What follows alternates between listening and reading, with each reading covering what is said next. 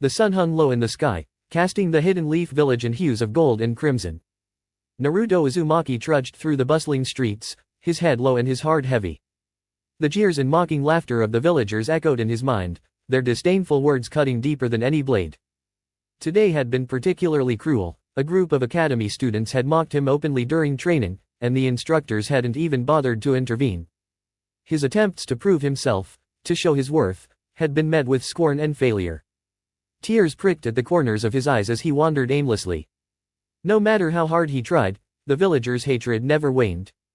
He felt like an outsider in his own home, an unacknowledged shadow in a village that refused to see him as anything more than a burden.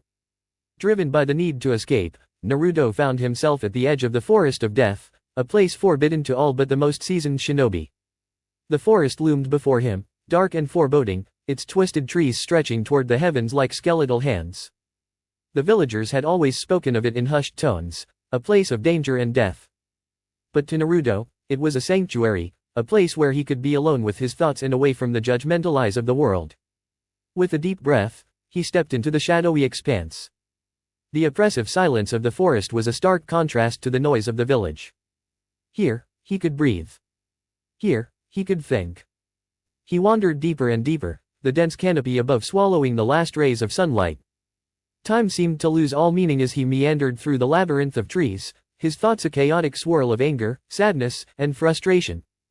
As the moon began to rise, casting an eerie silver glow over the forest, Naruto stumbled upon something unusual. Hidden among the roots of an ancient tree was a faint, otherworldly light. It pulsed softly, as if calling to him. Curiosity piqued, he knelt down and began to dig with his hands, the dirt cold and damp against his skin.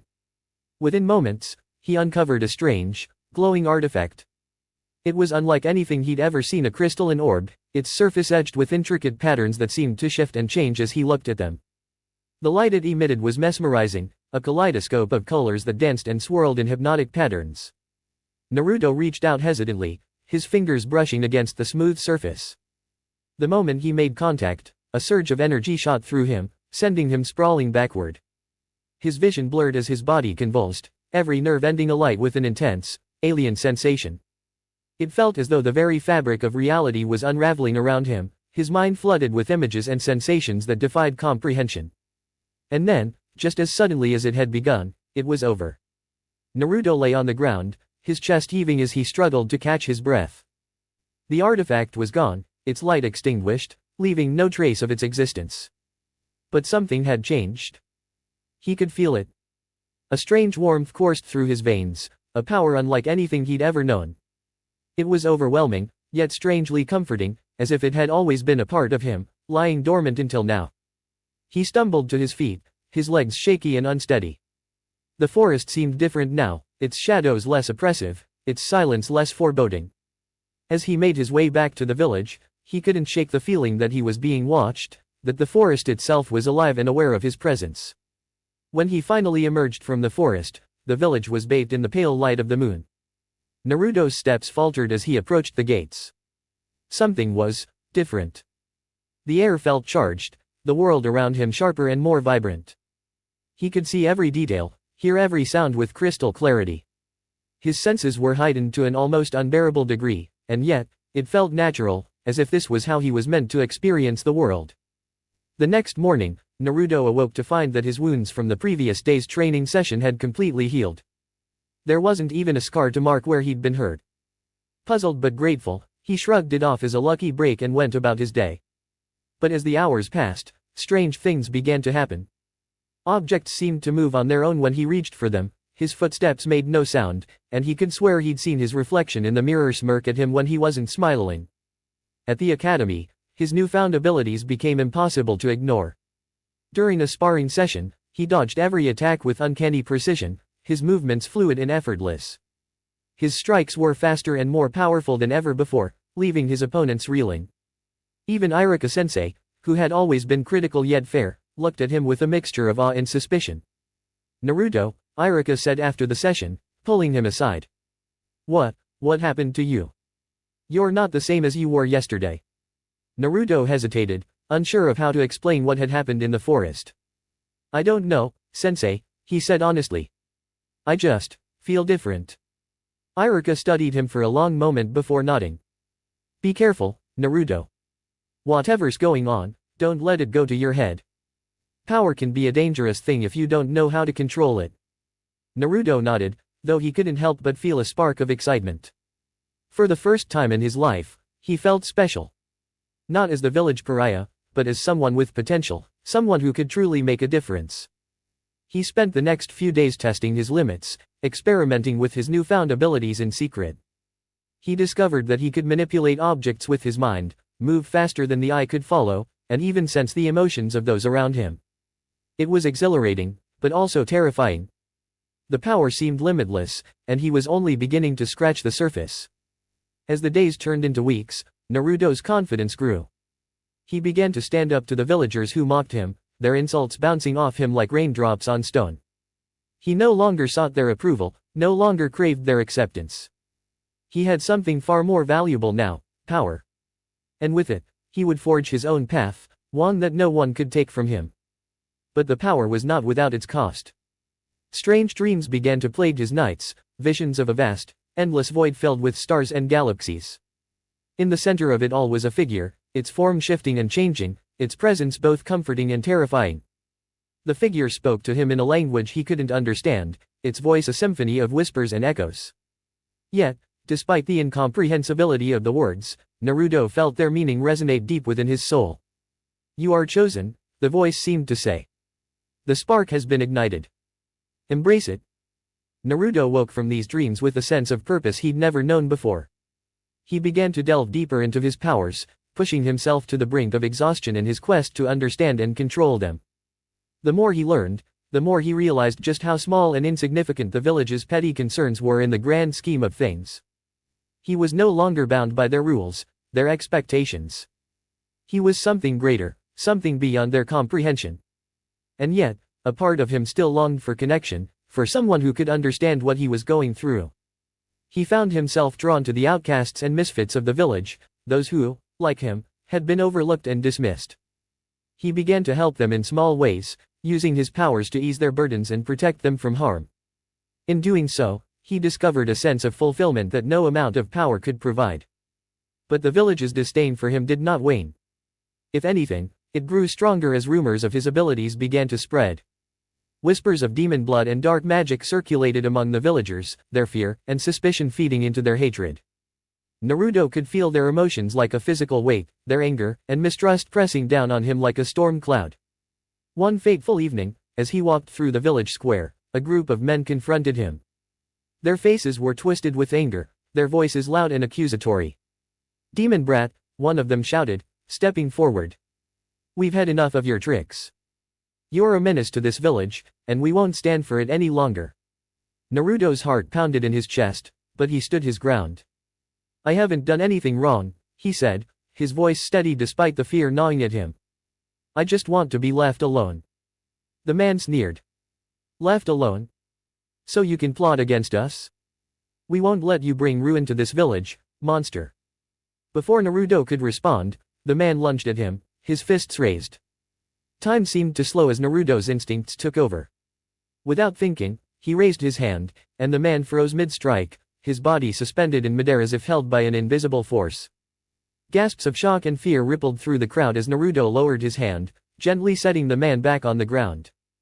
I don't want to hurt anyone, Naruto said, his voice calm but firm. But I won't let you hurt me, either. The crowd backed away, their expressions a mix of fear and awe. For the first time, Naruto saw something other than hatred in their eyes. It wasn't acceptance, but it was a start. As he turned and walked away, he couldn't help but feel a sense of triumph. He was no longer the powerless child they could mock and torment. He was something more, something they couldn't ignore or dismiss. And as the figure from his dreams whispered to him once more, its voice a soft echo in the back of his mind, Naruto knew that this was only the beginning. The mission had started like any other. Team 7 was tasked with escorting a merchant caravan to the border of the Land of Fire. Naruto had been unusually quiet during the journey, an uncharacteristic change that both Sakura and Sasuke noticed but didn't bother addressing. Kakashi, however, kept a close eye on his young charge. Something about Naruto had felt different since their last mission.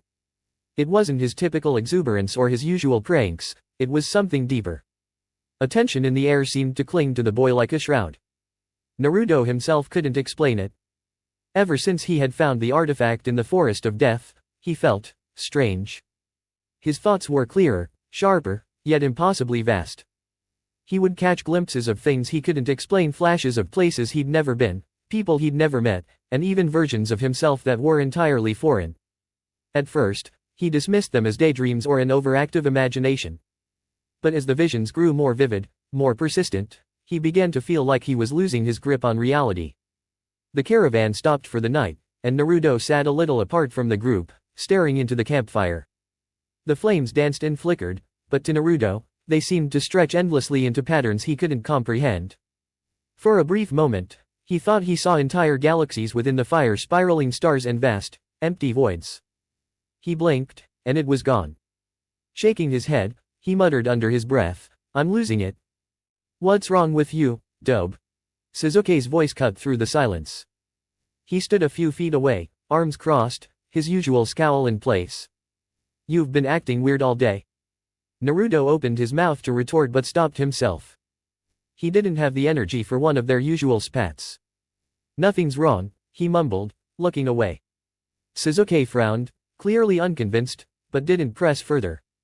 He turned and walked back to the group, leaving Naruto alone with his thoughts. The next morning, as the caravan continued its journey, the group was ambushed by a band of robed shinobi. They were skilled, far beyond the typical thugs Naruto was used to dealing with. One of them, a tall man with scars crisscrossing his face, charged at Sakura with a kunai, moving faster than she could react. Naruto's body moved on instinct. In an instant, he was between Sakura and the attacker, his hand outstretched.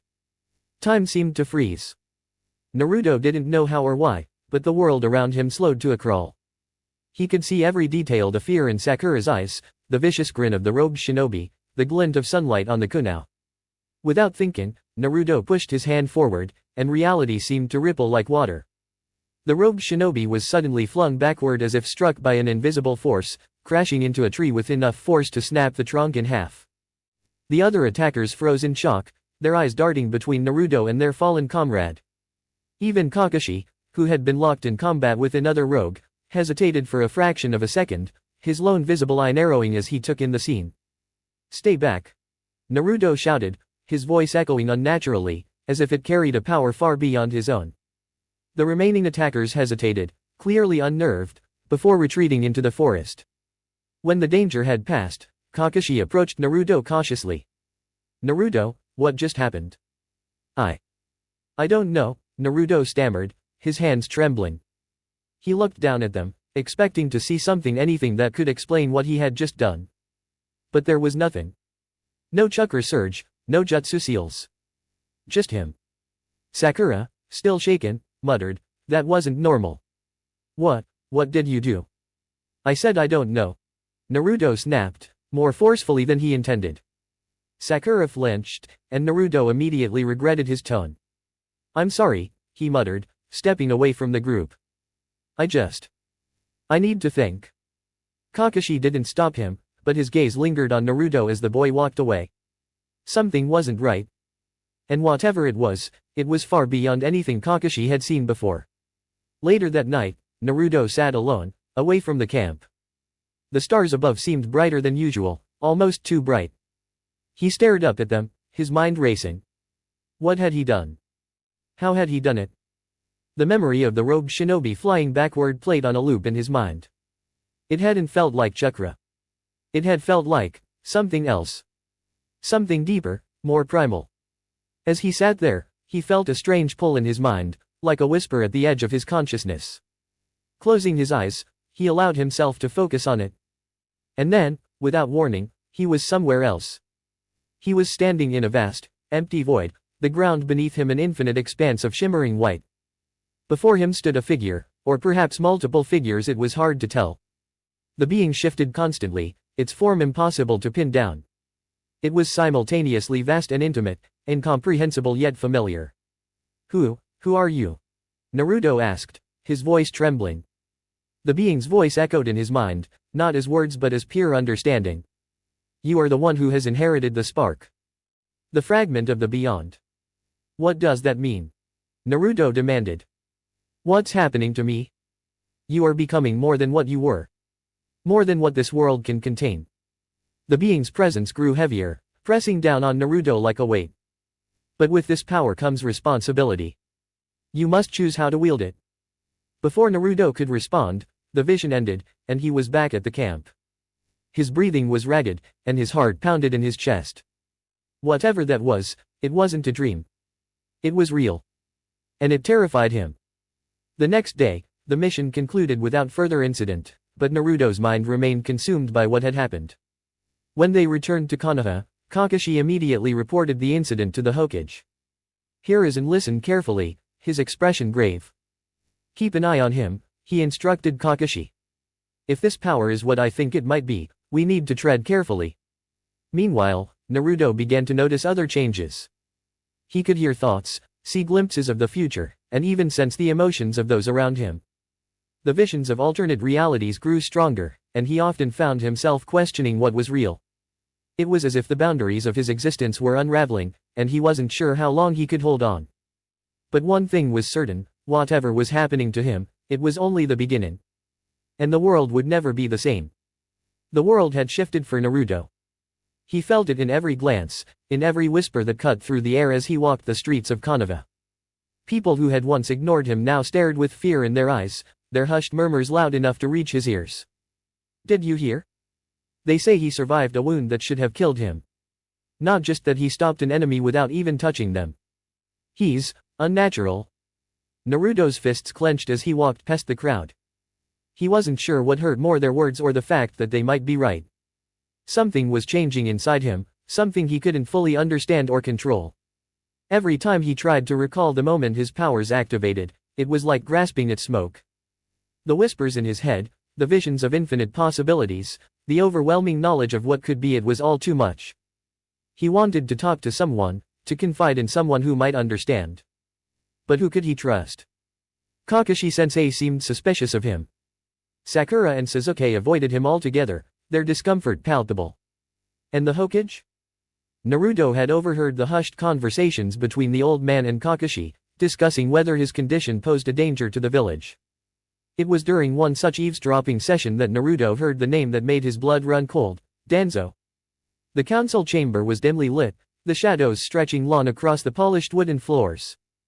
Danzo sat at the head of the table, his single visible eye narrowed as he addressed the gathered elders. Koharu and Homura flanked him, their faces grim. The boy is a threat, Danzo stated plainly, his voice cold and calculated.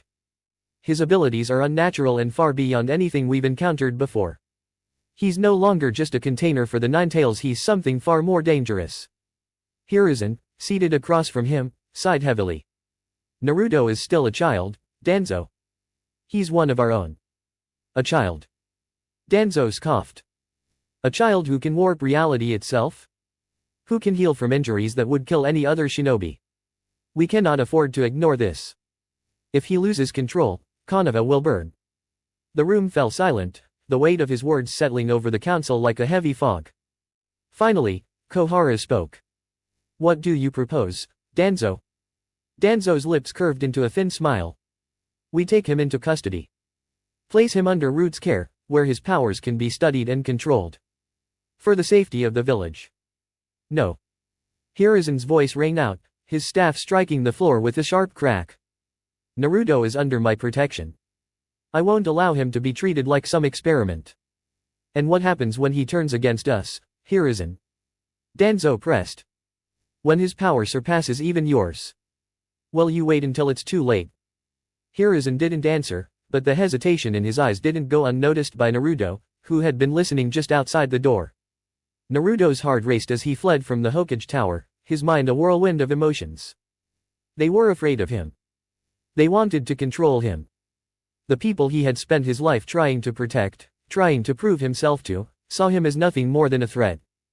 He found himself in the training grounds, his breath ragged and his fists trembling. The ground beneath his feet cracked as his emotions spiraled out of control, his power responding to his anger. Reality itself seemed to bend around him, the sky darkening as if reflecting his turmoil. Why? He whispered to no one. Why can't they just see me for who I am? But even as the words left his mouth, he knew the answer. He wasn't the same Naruto anymore. He was something else, something they couldn't understand, and what people didn't understand, they feared. That night, the decision was made. Danzo's operatives moved swiftly under the cover of darkness, their goal clear: capture Naruto Uzumaki and bring him to the Root headquarters. But Naruto was ready.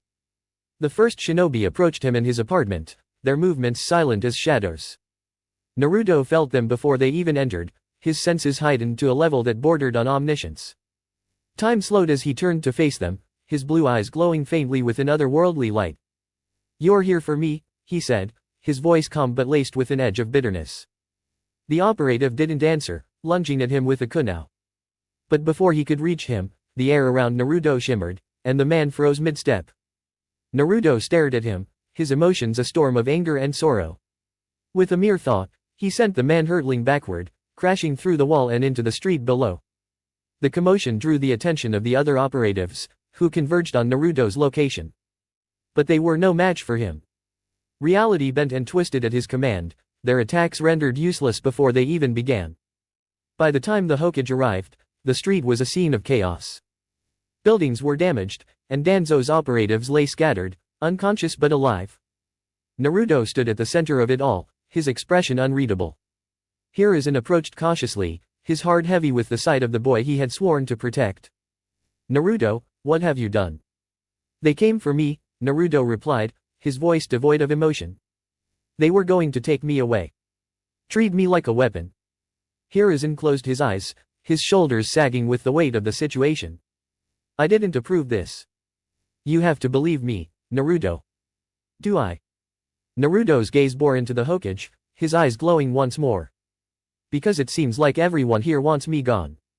"That's not true." Hiruzen insisted, but even he couldn't deny the fear he saw in the eyes of the villagers who had gathered to watch the scene unfold. Naruto looked around, his heart breaking as he saw the way they recoiled from him. The people he had spent his life trying to protect would never accept him. They would never see him as anything more than a monster. "I'm done," he said finally, his voice trembling with emotion. "I'm done trying to prove myself to people who will never see me for who I am." "Naruto, wait," Hiruzen reached out, but it was too late. With a final, defiant glance at the Hokage, Naruto vanished, leaving behind only a ripple in the air where he had stood.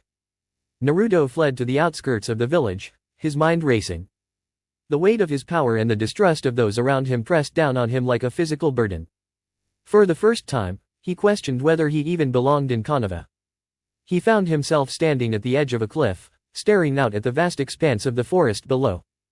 The world seemed so small, so fragile, and he wondered if he even had a place in it anymore. But as he stood there, the whisper returned, louder and more insistent than before. "You are more than this. More than them." Naruto closed his eyes, letting the voice guide him.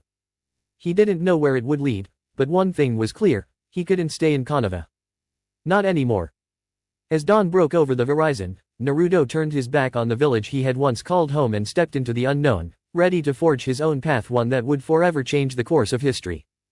Naruto sat alone in the dense forest, the only sounds being the rustling of leaves and the occasional chirping of birds.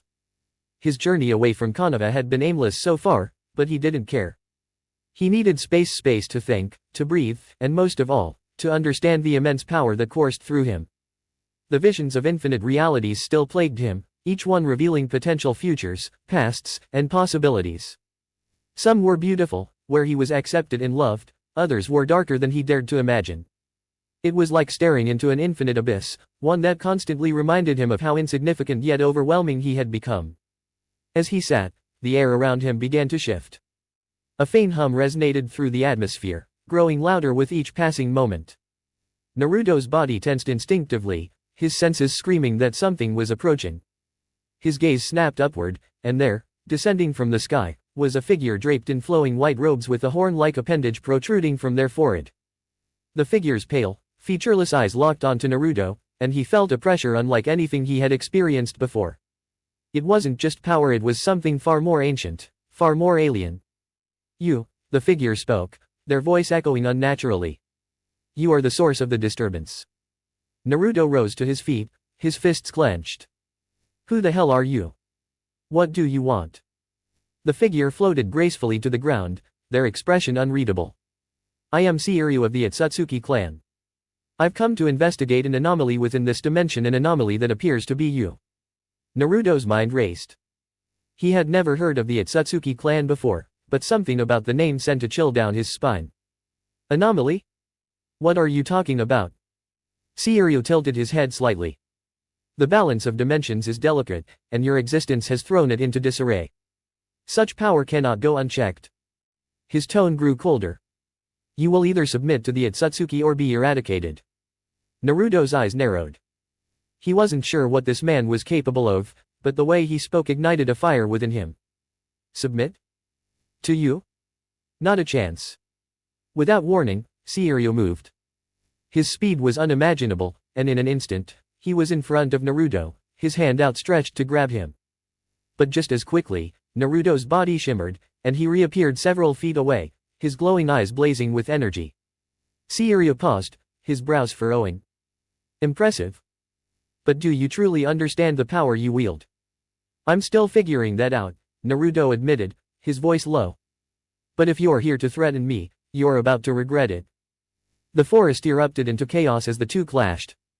Seiryu's movements were precise and deliberate, each attack infused with a strange, otherworldly energy that disintegrated everything it touched. But Naruto's powers bent the very fabric of reality, allowing him to counter each strike with a ferocity that stunned even his opponent.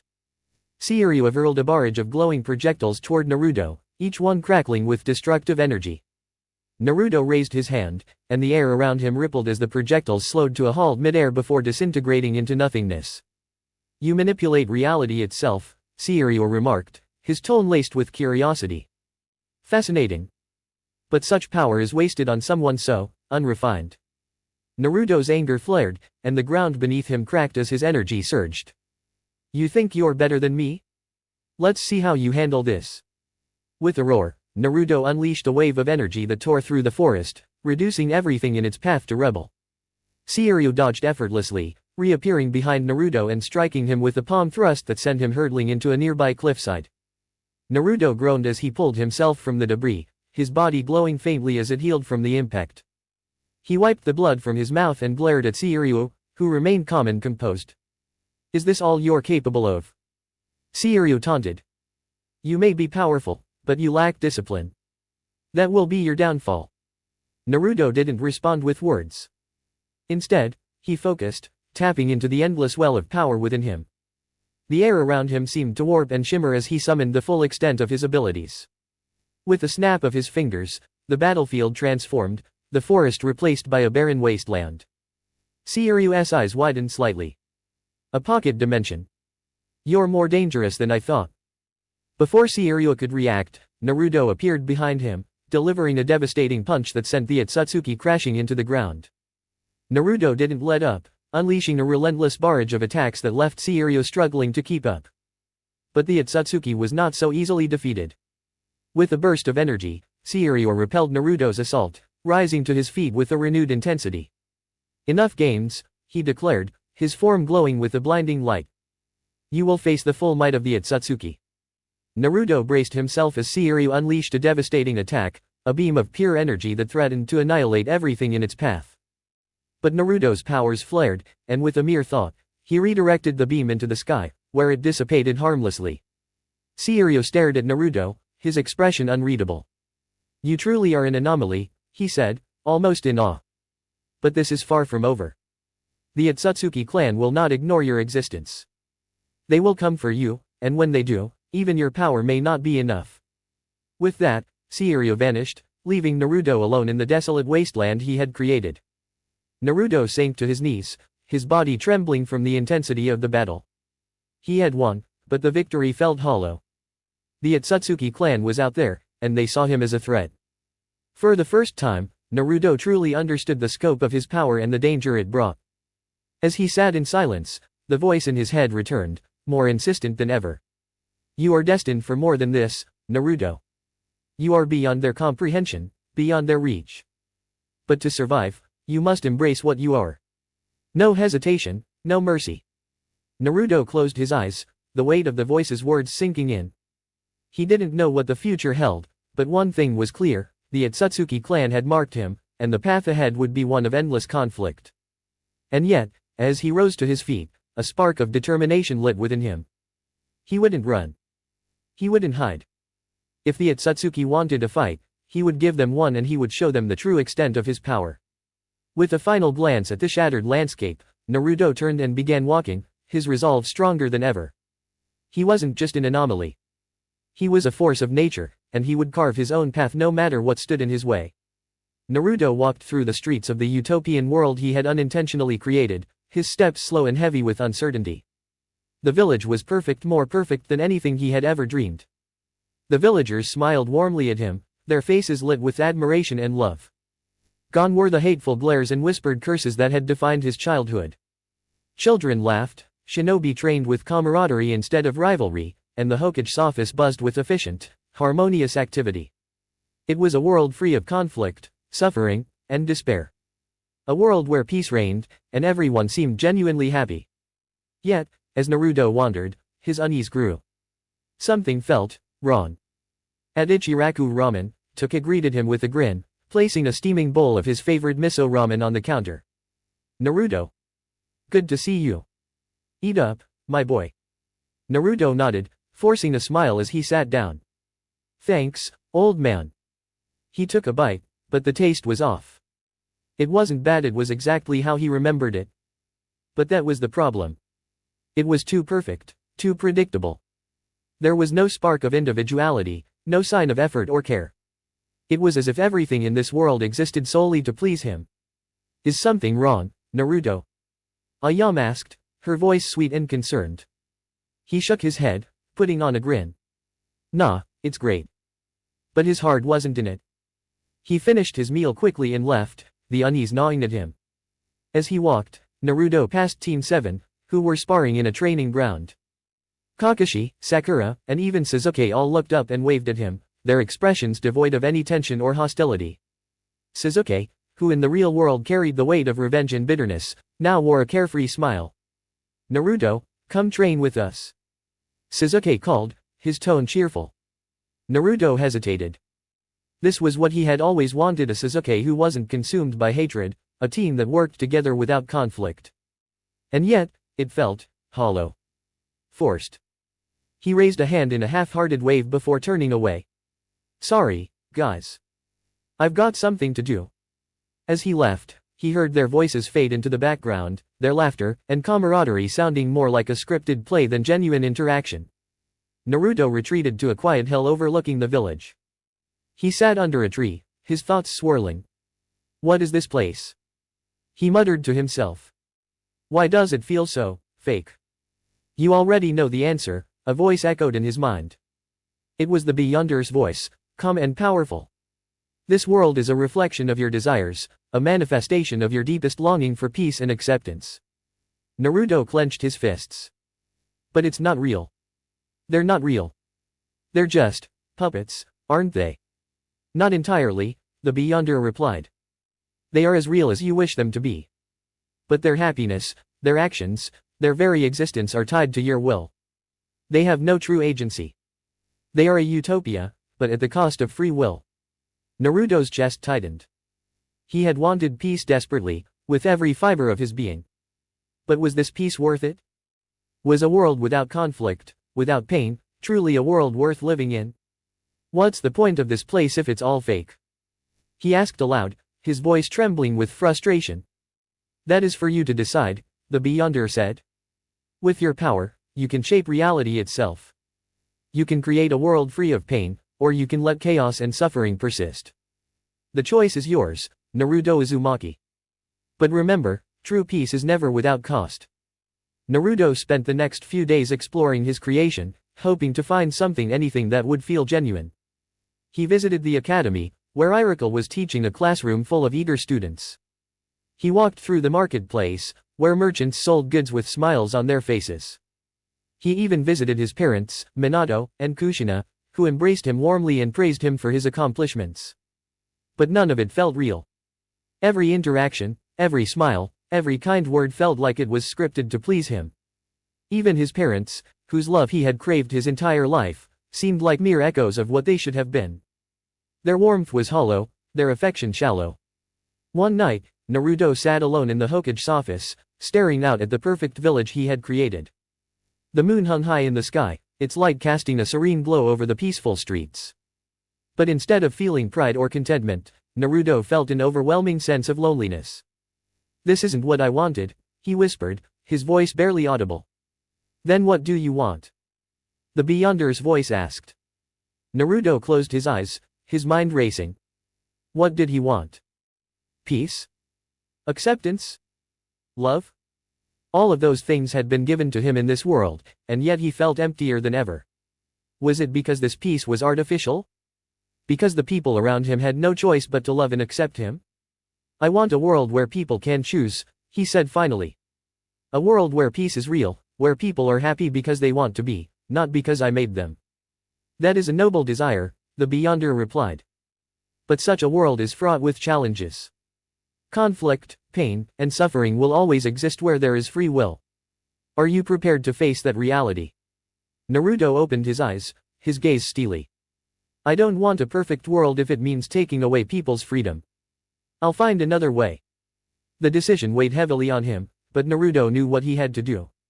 He stood at the center of the village, his hands glowing with the raw power of the Beyonder.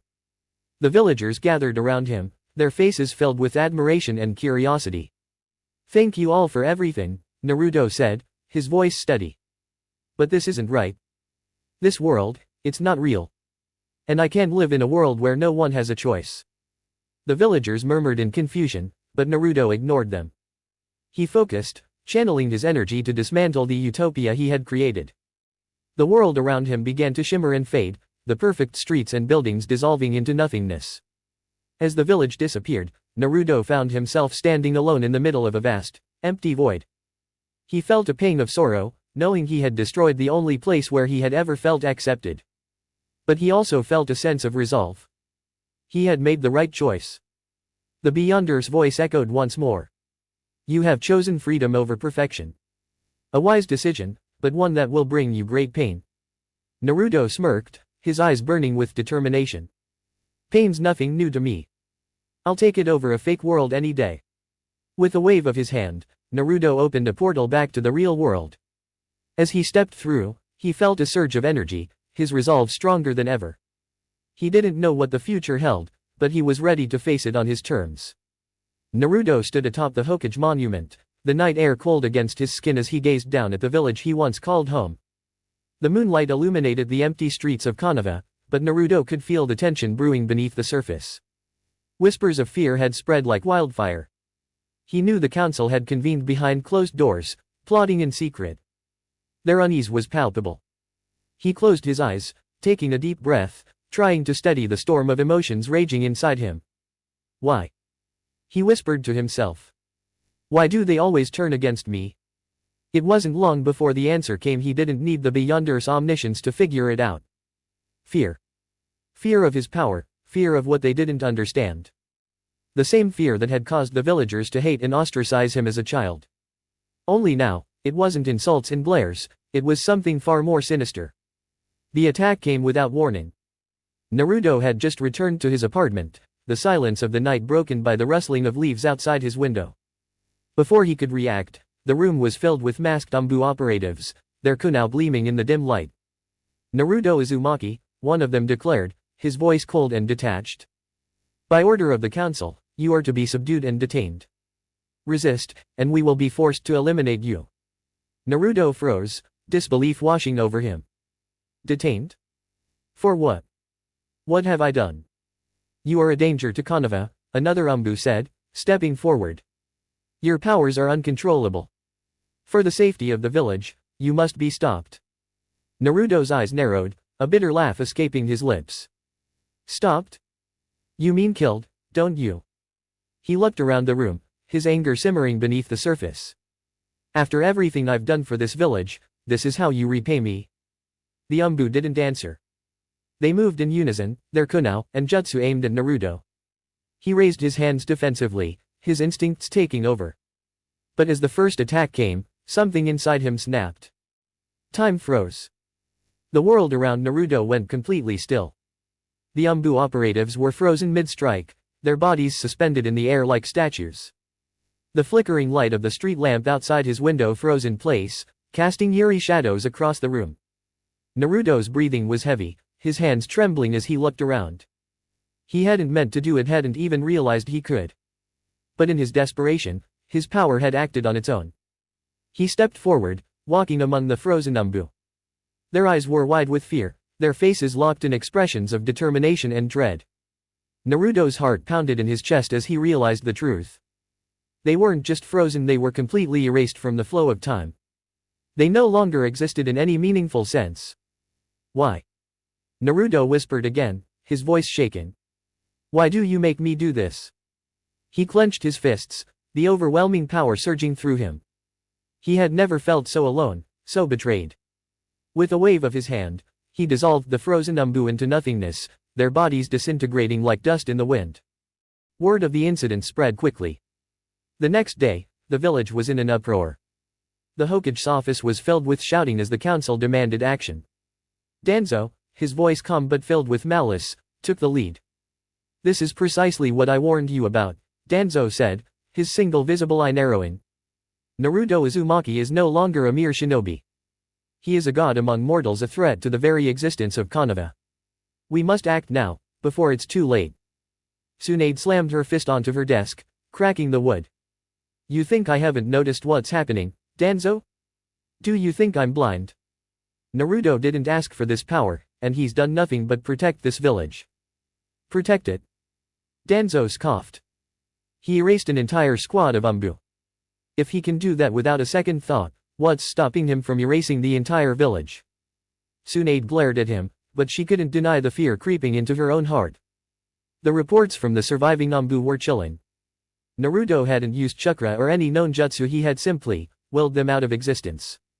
It was a power that defied understanding, and that terrified her. We need to talk to him, Tsunade said finally. Not treat him like an enemy. He's still Naruto. He's still the boy we've known all these years. Danzo's lips curled into a thin smile. And if you're wrong? If he decides we're no longer worth his mercy? Tsunade didn't answer. She couldn't. Naruto sat alone on the outskirts of the village, his knees drawn to his chest as he stared at the ground. The events of the previous night replayed in his mind, the weight of his actions crushing him. I didn't want to hurt them, he said quietly. I didn't want this. You had no choice, the Beyonder's voice echoed in his mind. They attacked you. They forced your hand. Naruto shook his head. But I could have stopped them without erasing them. Perhaps, the Beyonder replied. But the outcome would have been the same. They fear you, Naruto. They always will. No matter what you do, no matter how much you try to prove yourself, they will never see you as anything but a threat. Naruto clenched his fists, his nails digging into his palms. So what am I supposed to do? Just leave?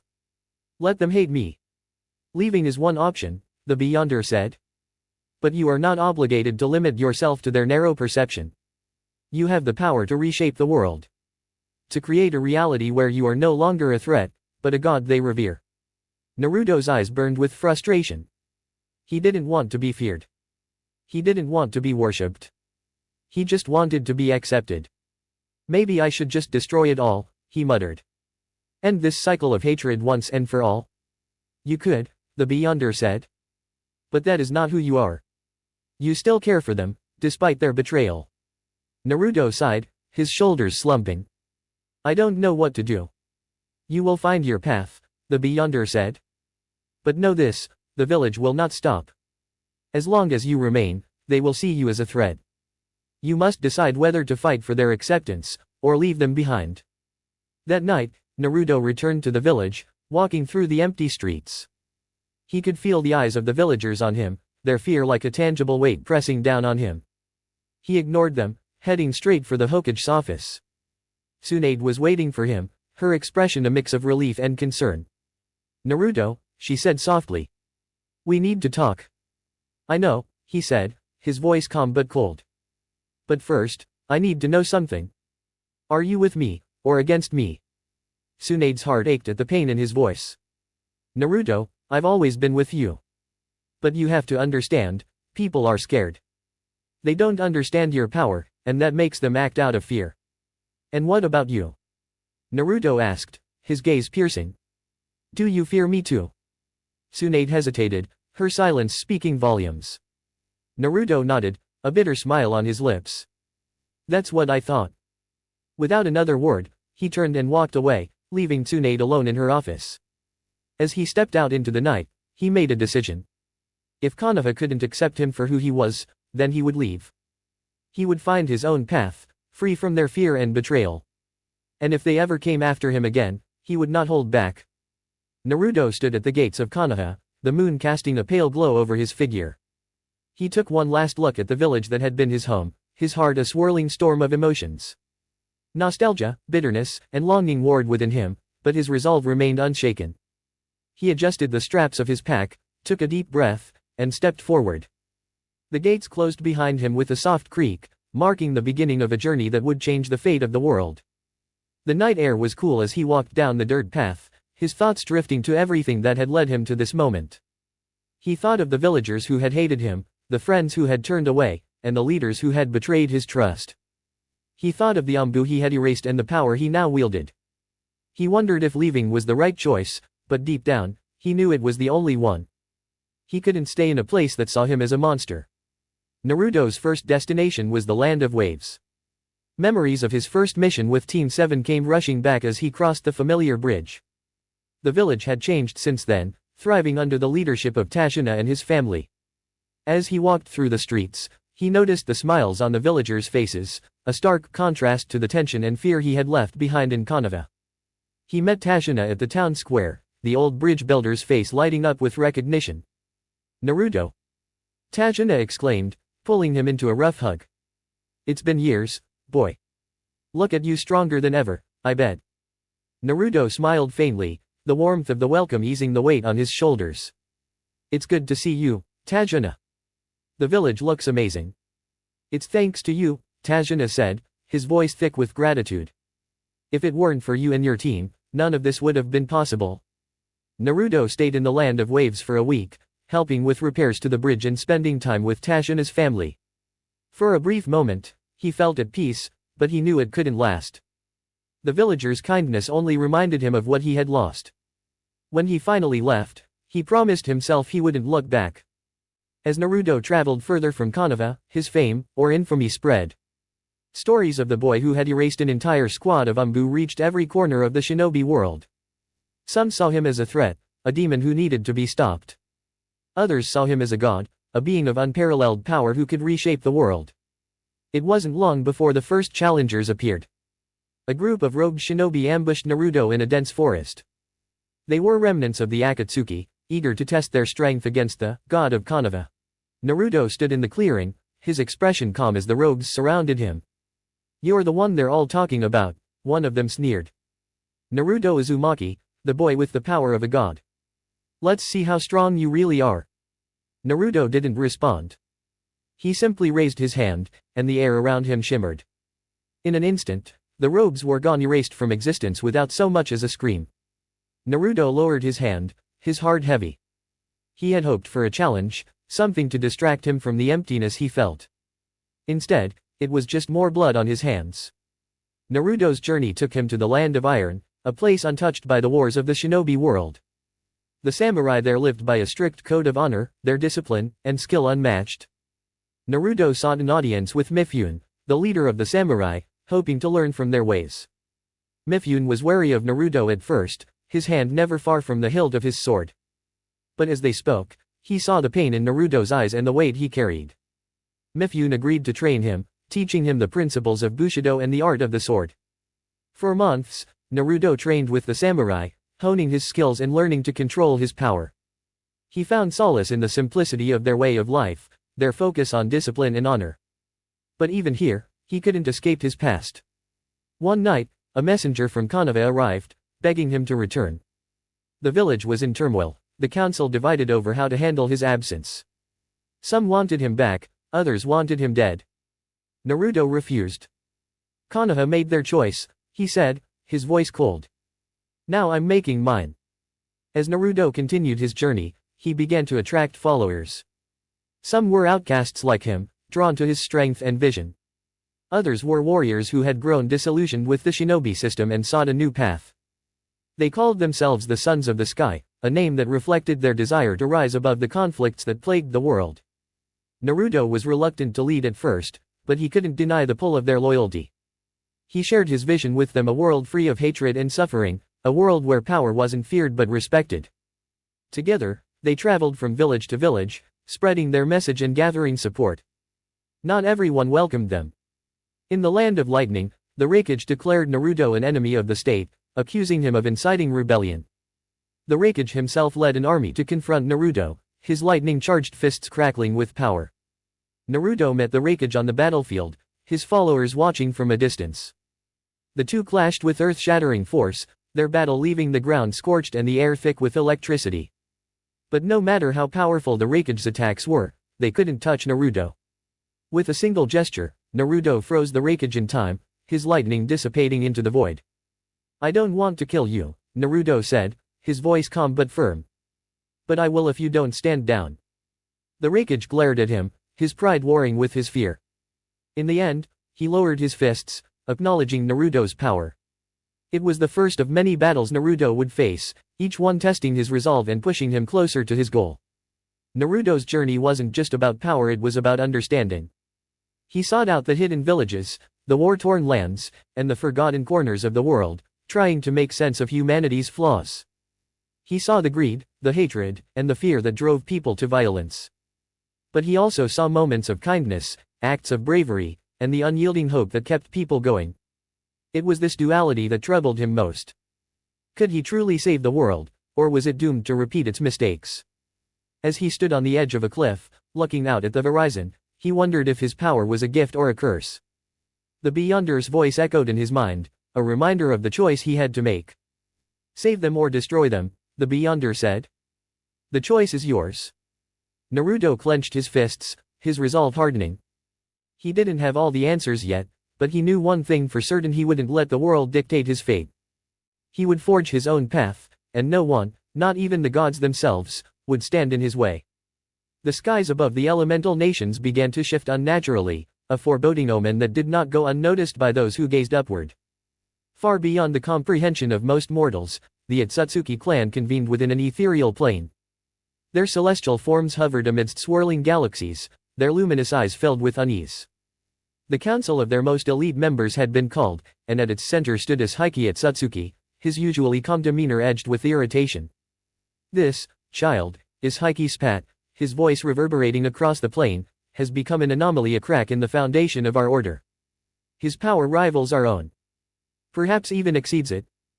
The other Otsutsuki murmured in agreement, their voices a symphony of unease. To them, Naruto Uzumaki was a threat unlike any they had ever faced.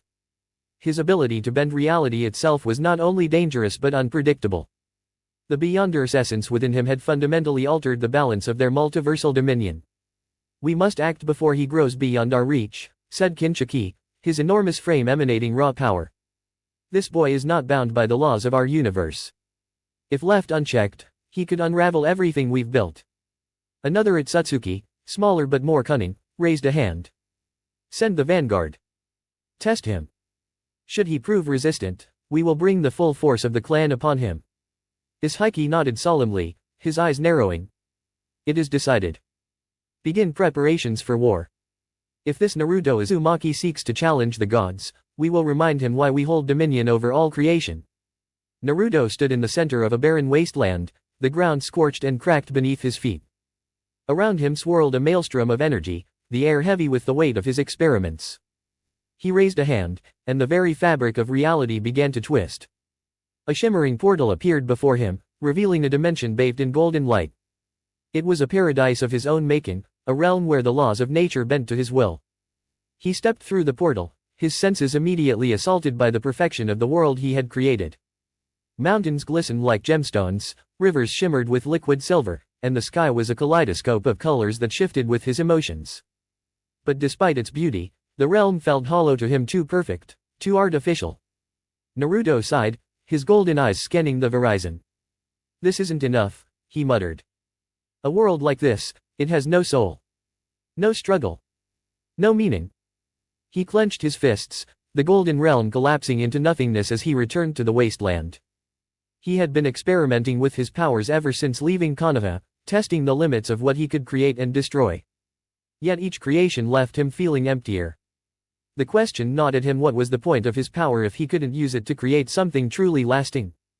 His musings were interrupted by the arrival of his followers, the Sons of the Sky. They approached cautiously, their awe of him tempered by fear.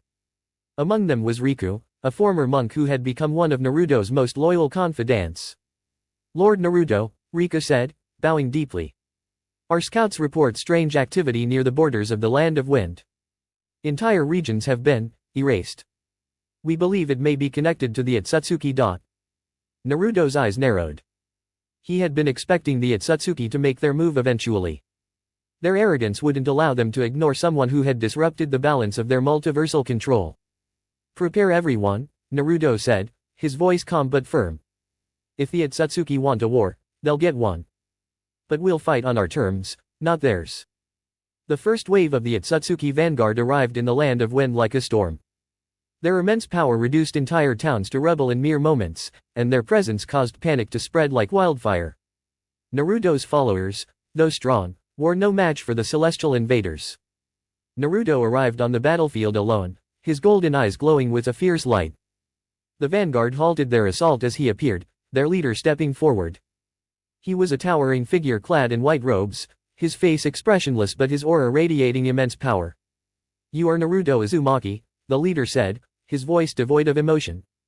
"The aberration that defies the natural order. We have come to correct the anomaly." Naruto smirked, his hands glowing with golden energy. "Anomaly, huh? Funny, coming from parasites who leech off other worlds." The otsutsuki leader's eyes narrowed. "You underestimate the might of the otsutsuki. You are but a child wielding a power you cannot comprehend." Naruto's expression darkened, his aura flaring as he took a step forward. "Try me." The battle that followed was unlike anything the world had ever seen. The vanguard unleashed devastating attacks that tore through the land, but Naruto countered each one with ease. He manipulated reality itself, turning their attacks against them and erasing their bodies from existence with a mere gesture. His power was absolute, his control terrifyingly precise. As the last of the vanguard fell, Naruto stood amidst the wreckage, his chest heaving with exertion. The Sons of the Sky emerged from the shadows, their faces filled with awe and fear. "They're just the beginning," Naruto said, his voice grim. "The otsutsuki will come in force next time. We need to be ready." Word of Naruto's victory spread quickly, reaching every corner of the shinobi world. The nations, already wary of his power, now saw him as a potential savior or a harbinger of doom. Alliances began to form, some hoping to support Naruto in the coming war, others preparing to stand against him. In Konoha, the Hokage's office was filled with tension. Tsunade stood at her desk, her hands clenched into fists. "We can't ignore this any longer," she said. "Naruto is no longer just a rogue shinobi. He's a force of nature. If the otsutsuki are truly coming, we'll need him." Danzo, seated across from her, scoffed. "Foolish sentimentality. Uzumaki is more dangerous than the otsutsuki themselves. We should focus on eliminating him while we still can." Tsunade's glare was sharp enough to cut steel. "If you think you can kill him, you're delusional. The Umbu you sent didn't even stand a chance." As the council argued, Naruto's name became the center of every discussion. Some saw him as humanity's best hope against the otsutsuki, while others feared he would bring about the end of the world. Naruto, meanwhile, continued to prepare. He trained his followers relentlessly, teaching them to harness the remnants of his power to defend themselves. He created new dimensions where they could train in safety, and he began forging alliances with rogue factions who shared his disdain for the current world order. But even as he prepared for war, a part of him remained conflicted. The Beyonder's voice whispered in his mind, urging him to embrace his power fully and cast aside his humanity. Yet Naruto clung to the fragments of his old self, the boy who had once dreamed of being Hokage. As the storm gathered on the horizon, Naruto stood at the edge of a cliff, gazing out at the world he had sworn to protect or destroy. The choice was his, and the weight of it pressed down on him like never before. The otsutsuki were coming, and with them, the fate of the world would be decided. Naruto stood alone in the vast, desolate expanse, his golden eyes scanning the horizon. The weight of his decisions, the culmination of everything he had done so far, weighed heavily on him. The otsutsuki threat loomed over him like a shadow, and yet, he felt a strange pull from a distant part of the world, one that beckoned him to travel further. Something deep within him urged him to seek out the other Jinchuriki, those who shared the same curse as he had once been forced to bear. He had never truly understood their pain, not until now. His power, his connection to the Beyonder, had shattered the constraints of his past. He was no longer the boy who was seen as a vessel for the Nine Tails. He was something else now, something more. And so, he set out, driven by a deep, unshakable feeling that the time had come to liberate the other Jinchuriki. The tailed beasts had long been forced into servitude, trapped within the bodies of those who had no choice but to harbor them. It was time to change that. The first stop on his journey was the land of Earth, where the current Jinchuriki of the Four Tails, Son Goku, resided. As Naruto approached the land, he could sense the presence of the beast, powerful, ancient, and ageless. The villagers had long feared the Four Tails, and its Jinchuriki had lived in solitude, isolated from the rest of the world. Naruto stood before the mountain fortress where the Jinchuriki was kept. The air was thick with a sense of foreboding, and Naruto could feel the faint echoes of the beast's consciousness pressing against his mind. He had come for them all. He stepped forward, his hand resting on the stone wall of the fortress. With a simple thought, he reached out and shattered the barriers that held the Jinchuriki captive. The beast's power surged around him, and Naruto extended his will, binding the Four Tails to himself, breaking the chains that had held it in bondage for so long. The Jinchuriki, a man hardened by years of pain and isolation, stood in awe as Naruto's golden eyes locked onto his.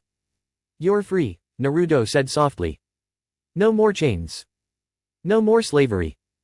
The Jinchuriki trembled but didn't speak, his body shaking with the overwhelming release of the beast's power. Naruto could feel the Jinchuriki's conflicted emotions, fear, rage, and the weight of a lifetime of abuse. But there was a spark of hope in the man's eyes as he knelt before Naruto.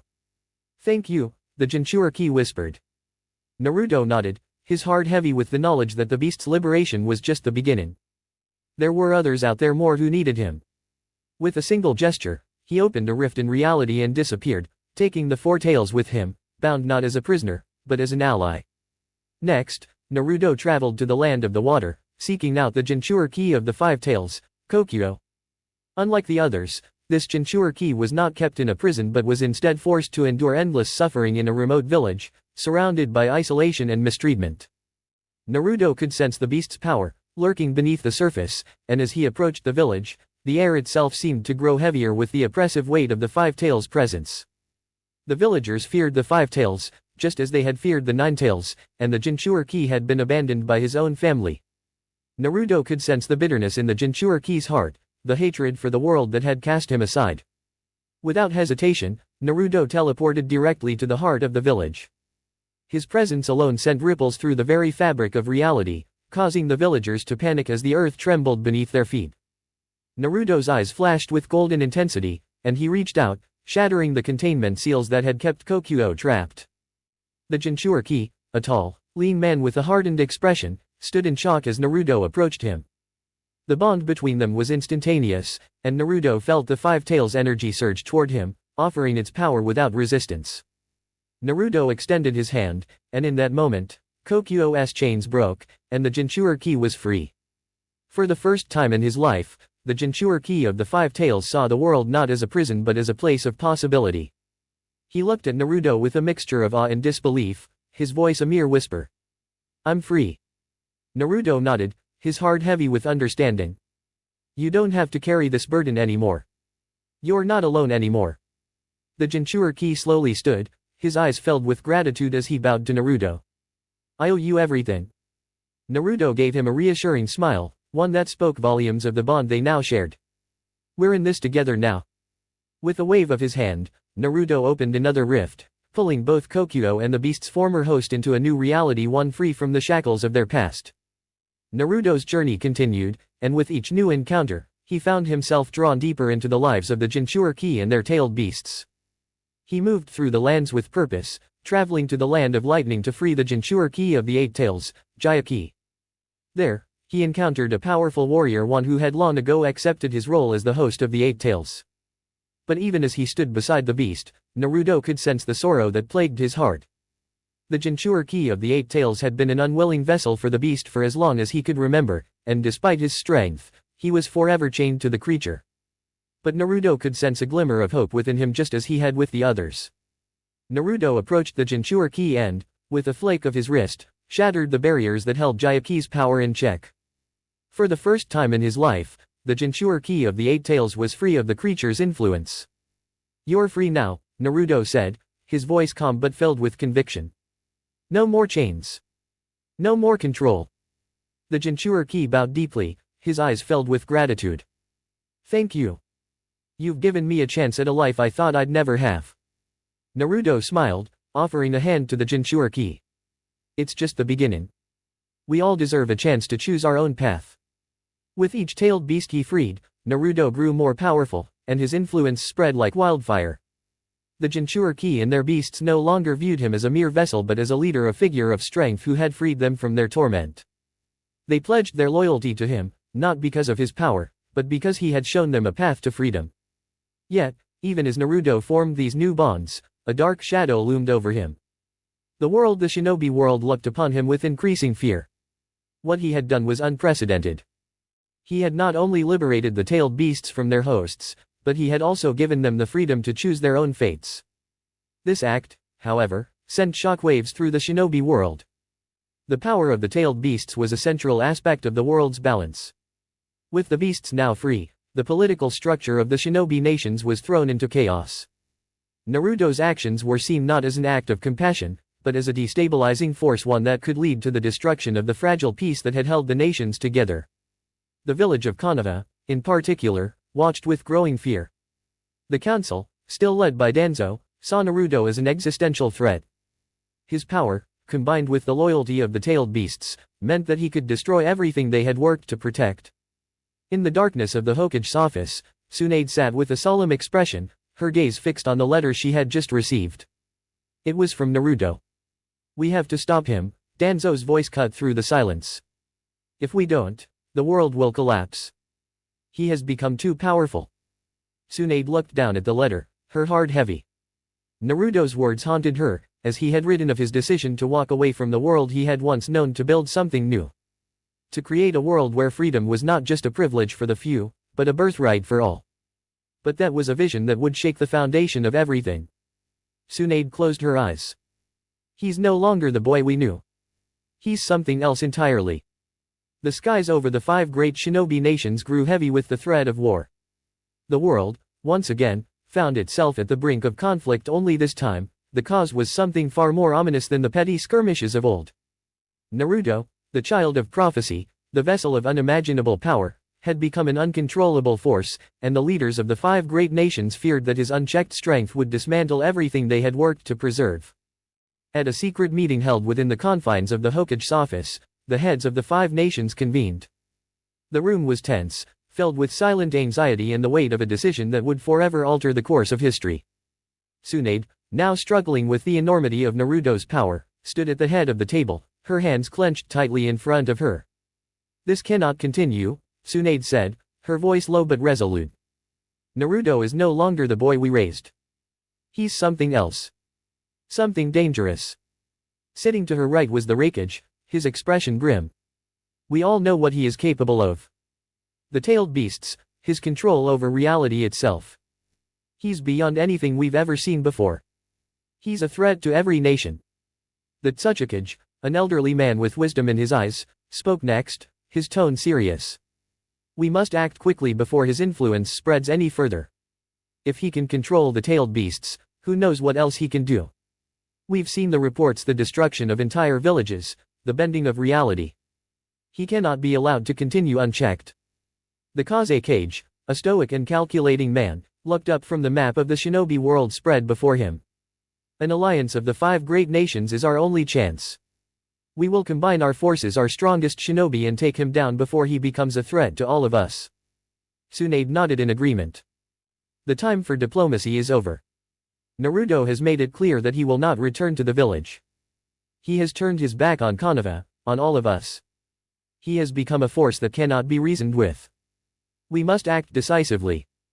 The Raikage slammed his fist on the table. "Then let's strike before he can become any more powerful." Let's show him that we are not afraid.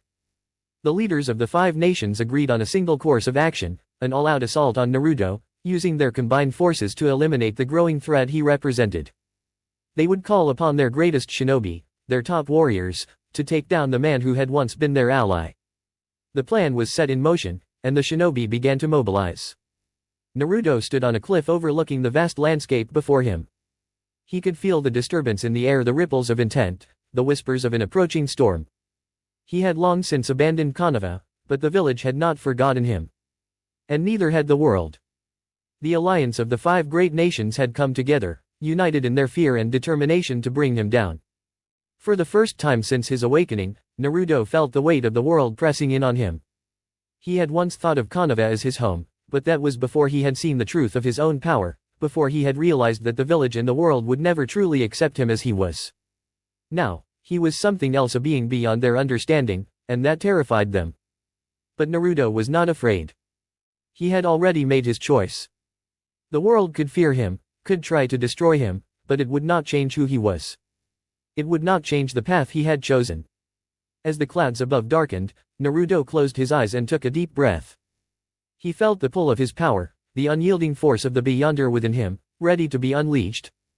He had no intention of destroying the world, not yet. But he would not be controlled. He would not be shackled by the same petty politics that had bound him in the past. The world would either bow to him or be swept away. The assault came swiftly. The combined forces of the 5 great nations marched toward Naruto's location, led by their most powerful shinobi.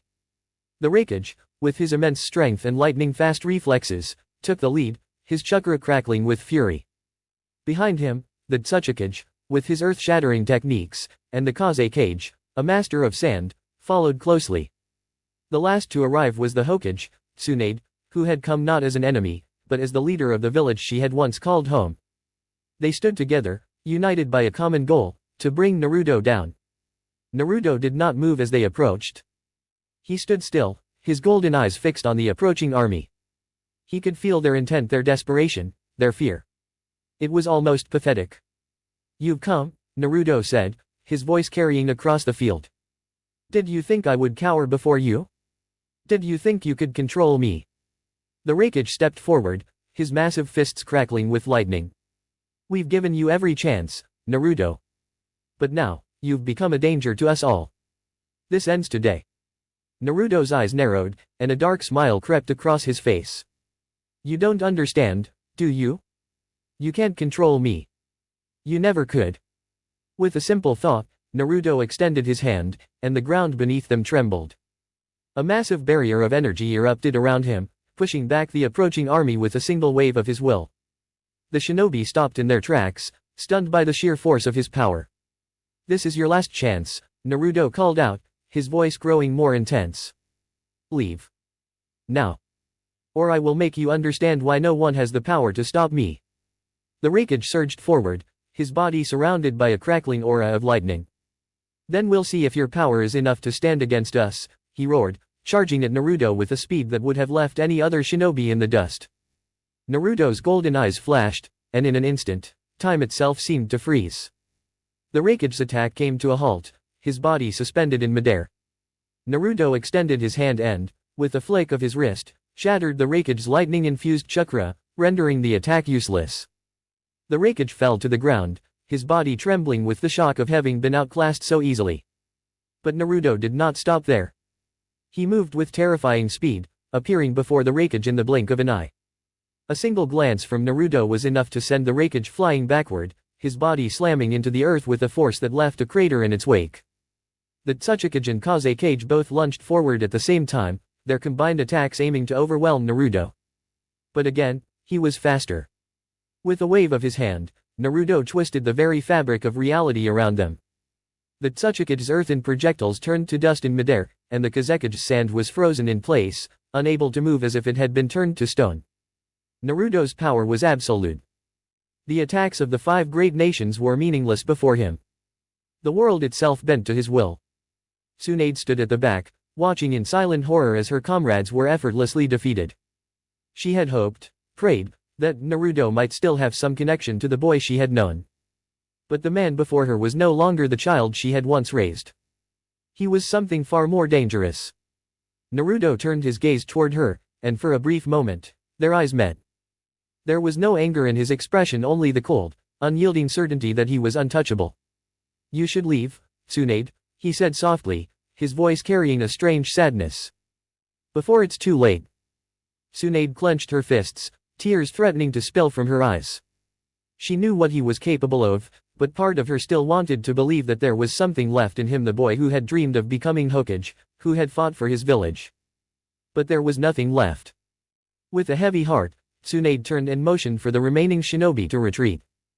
The battle was lost. Naruto had won. The world would now know what it meant to face a being like Naruto. The shinobi alliance had failed, and the nations would soon realize that no force could stand against the godlike power he had unlocked. The 5 great nations could not control him. They never had. And now, they would have to come to terms with the fact that Naruto was no longer the boy they had known. He was something beyond them all. The world trembled in anticipation as the skies above the elemental nations darkened with the arrival of the Otsutsuki clan. A disturbance in the very fabric of reality heralded their descent, a cataclysmic force that rattled the earth and sent shockwaves of dread through every living being. For millennia, the Otsutsuki had been the unseen rulers of the multiverse, hidden in the shadows, pulling the strings of fate. But now, they had come to claim what they believed was theirs, absolute dominance over all that existed. Naruto stood alone atop a jagged cliff, his golden eyes glowing as he stared into the horizon.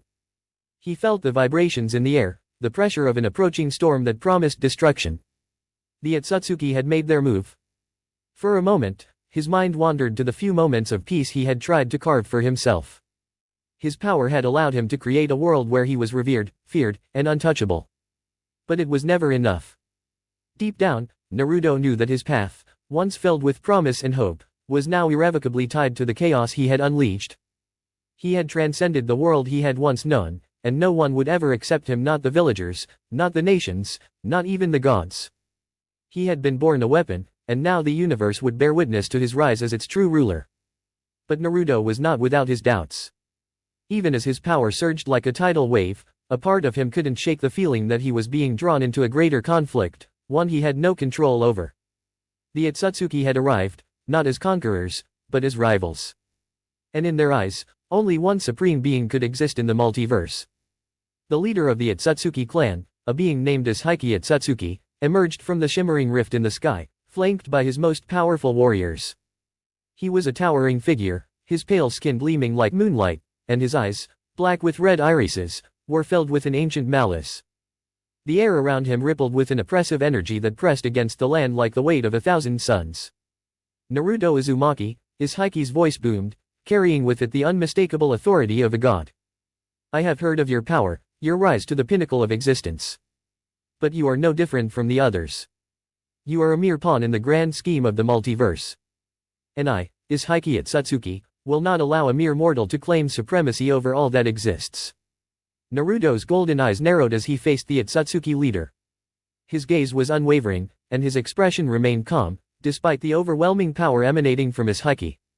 You talk as if you know me, Naruto said, his voice cold but carrying a sense of finality. But you don't. I am not some pawn, and I won't be your stepping stone.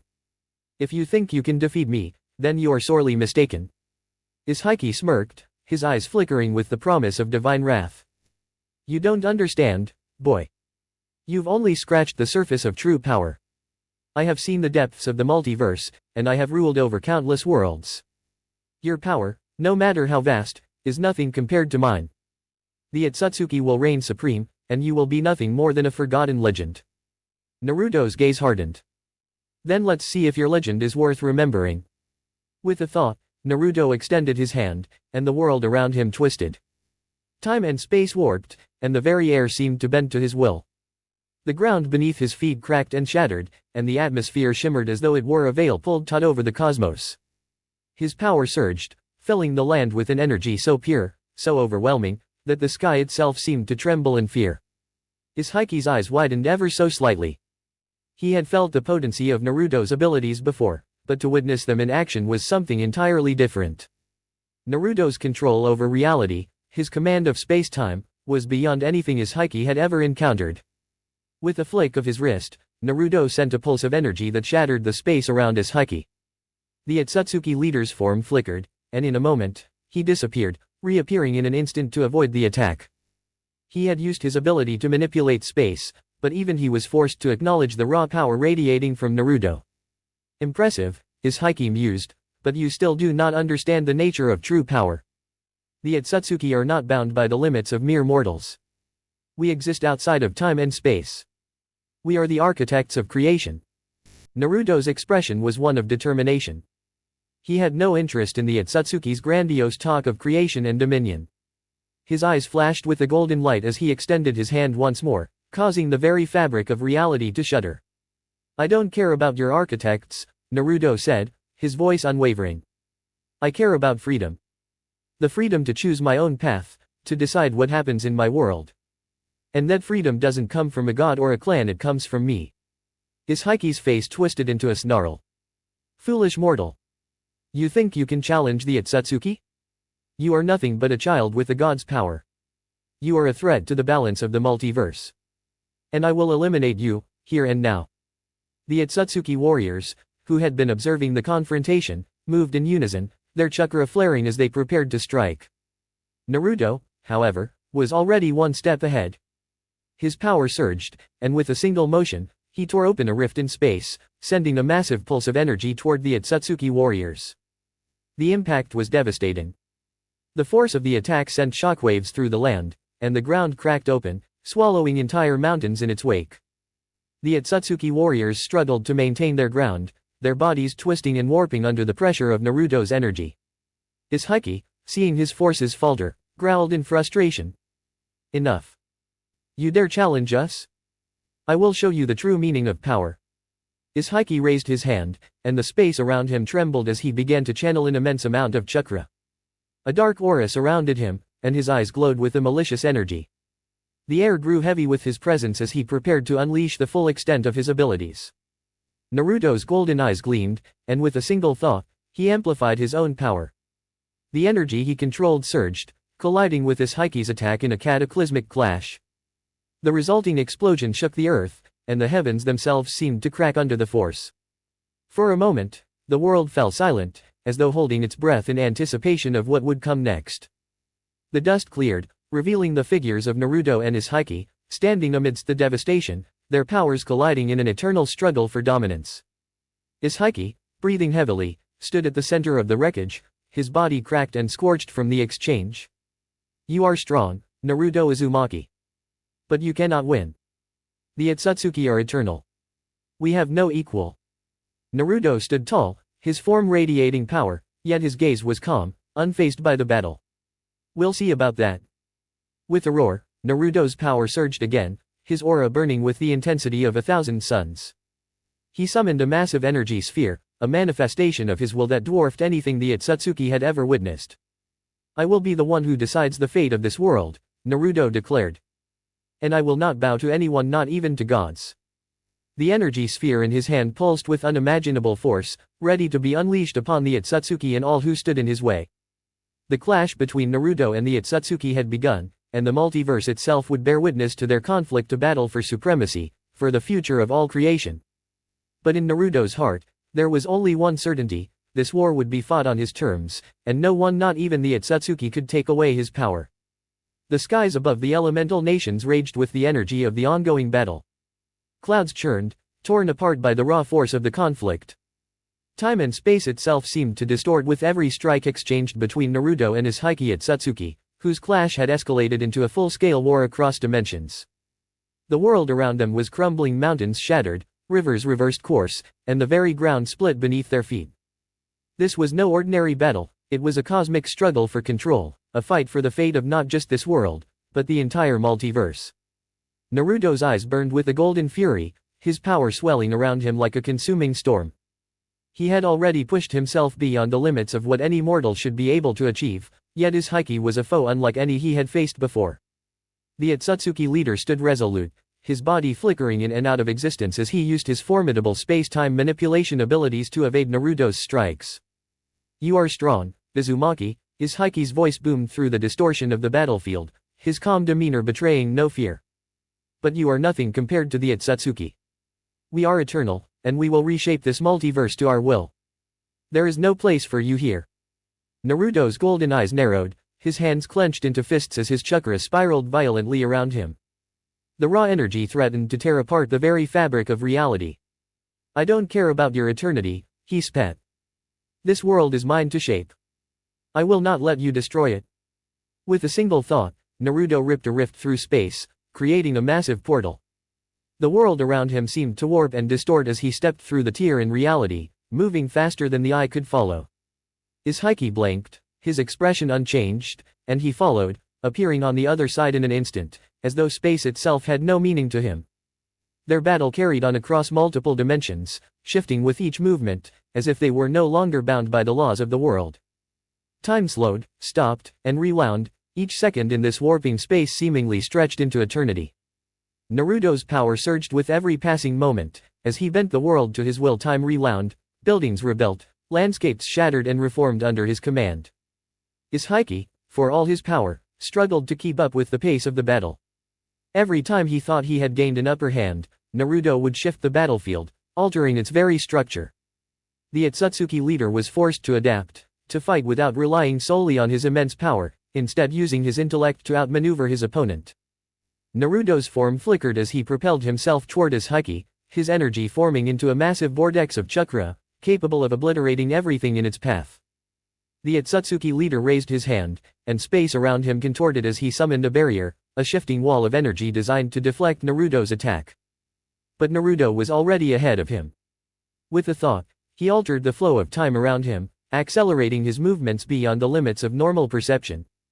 The barrier shattered in an instant as Naruto's fist connected with Izhiki's chest, sending the otsutsuki flying backward through the distortion of dimensions.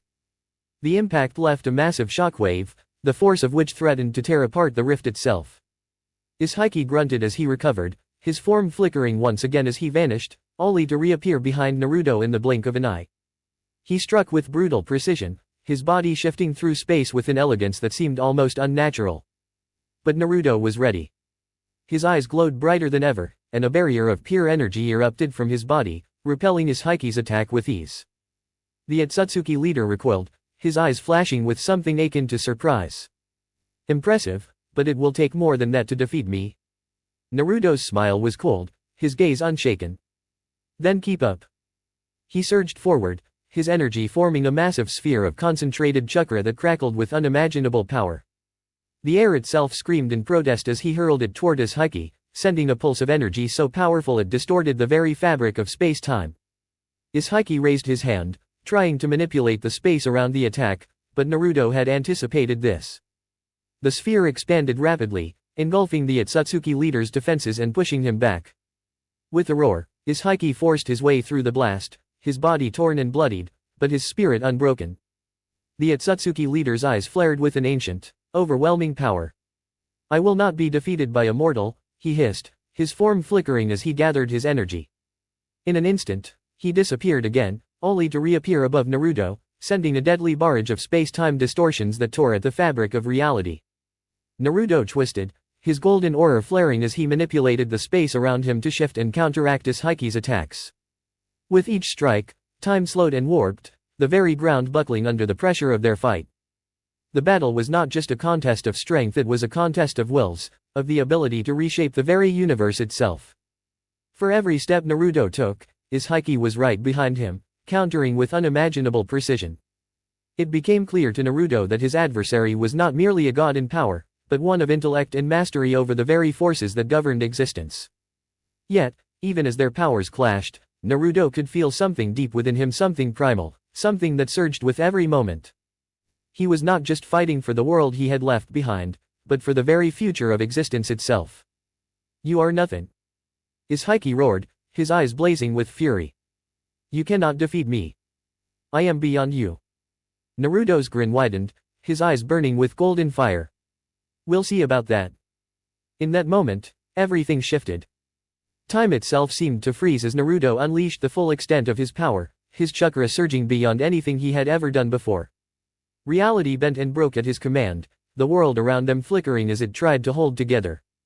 The sheer force of his will cracked through the universe, sending ripples through every dimension. Izhiki's eyes widened, realizing too late that he had underestimated the true scope of Naruto's abilities. The otsutsuki leader attempted to form a counter-attack, but it was futile. Naruto was everywhere, in every corner of space and time, bending the universe around him to his will. With a single thought, Naruto reached out, tearing apart the dimensional fabric between him and his haki. The otsutsuki leader screamed as his form was pulled apart, his essence unraveling under the immense pressure of Naruto's power. The forces of space-time were no match for the godlike being that Naruto had become. His haki's form disintegrated, his screams fading into nothingness as Naruto stood tall amidst the collapse of the universe around them. For a long moment, there was silence. The rift in reality closed, and the battle seemed to come to an end. The world around them, once on the brink of destruction, slowly began to stabilize. The remnants of the battle were everywhere: shattered landscapes, fractured dimensions, and the broken remnants of the otsutsuki leader. Naruto stood alone, his form radiating power, his golden eyes still burning with the fury of battle. He had won, but at what cost? The universe, forever altered by their clash, remained in a fragile balance. The otsutsuki were defeated, but the threat of other powers in the multiverse still loomed. Naruto knew that this was not the end of his journey, far from it. There were other forces out there, other challenges waiting for him. But for now, he stood victorious. And as the world around him began to heal, he couldn't help but wonder what the future would hold. Would he continue down this path of destruction, reshaping the multiverse in his image? Or would he find something more, a reason to protect this fragile existence he had fought for? In the silence that followed, Naruto took a step forward, his golden eyes gleaming with a newfound resolve. The battle was over, but the war for the multiverse had only just begun. The aftermath of the battle with this haki otsutsuki had left the landscape of the elemental nations scarred, fractured, and forever altered. The energy released during their fight had fractured dimensions, leaving gaps in space-time that could not easily be repaired. Yet, in the midst of this chaos, Naruto stood, his golden eyes still glowing with the raw energy of battle, but now, something else lingered within him, a deeper understanding of his existence. As the dust settled, and the echoes of the battle faded, Naruto stood amidst the crumbled remains of the landscape, his mind still whirling from the revelations that had come in the heat of battle. He had defeated his haki, but at the cost of something far greater: a deeper understanding of his own powers and the cosmic forces that now surged through his veins. The moment his haki fell, his last words had lingered in Naruto's mind, haunting him. You cannot hide from the truth. You are but a fragment of the Beyonders. Their legacy lives within you, Uzumaki. That power, it is not your own. Naruto had felt something stir within him when his haki spoke those words. It was as if the very fabric of the universe was trying to reveal a truth he had long since buried, something about the nature of his existence, something about the origins of the power that he had come to wield with such ease. As the world healed around him, Naruto could not shake the feeling that this battle was merely a prelude to something far greater. The power he had awakened, the reality-warping abilities, the cosmic forces that flowed through his being, it was all part of something far bigger than himself. He had never questioned the source of his power before. His abilities had always felt innate, like an extension of himself.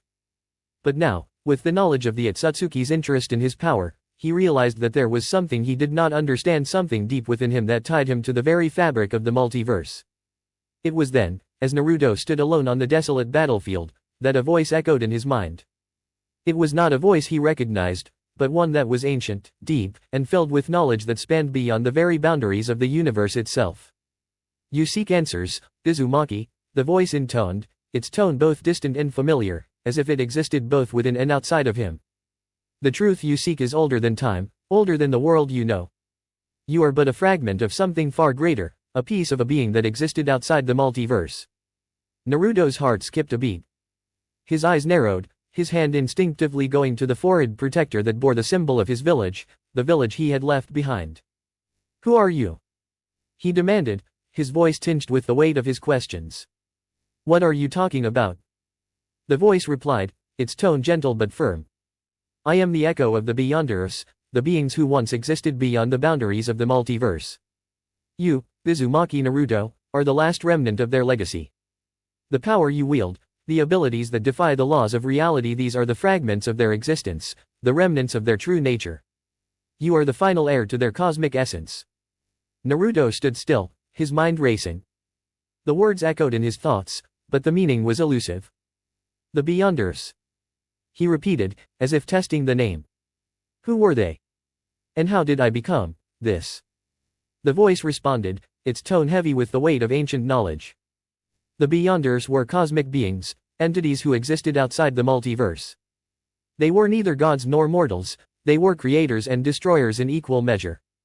They shaped and unmade realities, bending the laws of the cosmos to their will. They were the architects of existence itself, and yet, they sought to transcend even the confines of their own power. In their pursuit of perfection, they fractured the multiverse, and in doing so, they sealed their own fate. Naruto's golden eyes widened in realization.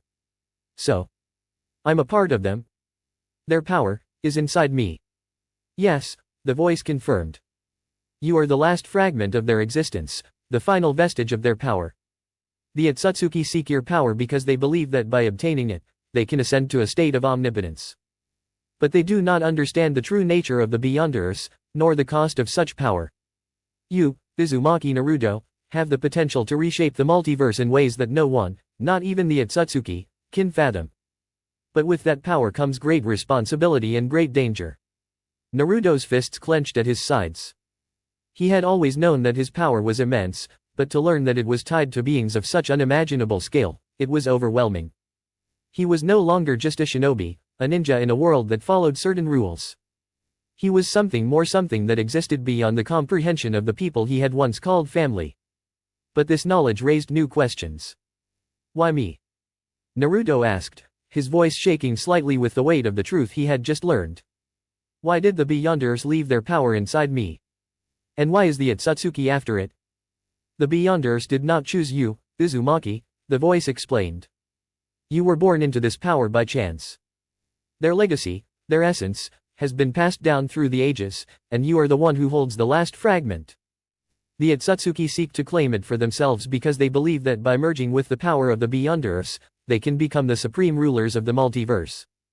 But their desire for power blinds them to the true nature of what they seek. Naruto's mind raced. The idea of the otsutsuki becoming all-powerful was frightening, but it also put into perspective his own journey. He had sought power out of a desire for recognition, for a way to prove his worth to the world. But now, it seemed that the stakes were much higher than he had ever realized. His power was not just about his personal ambitions, it was about the future of the entire multiverse.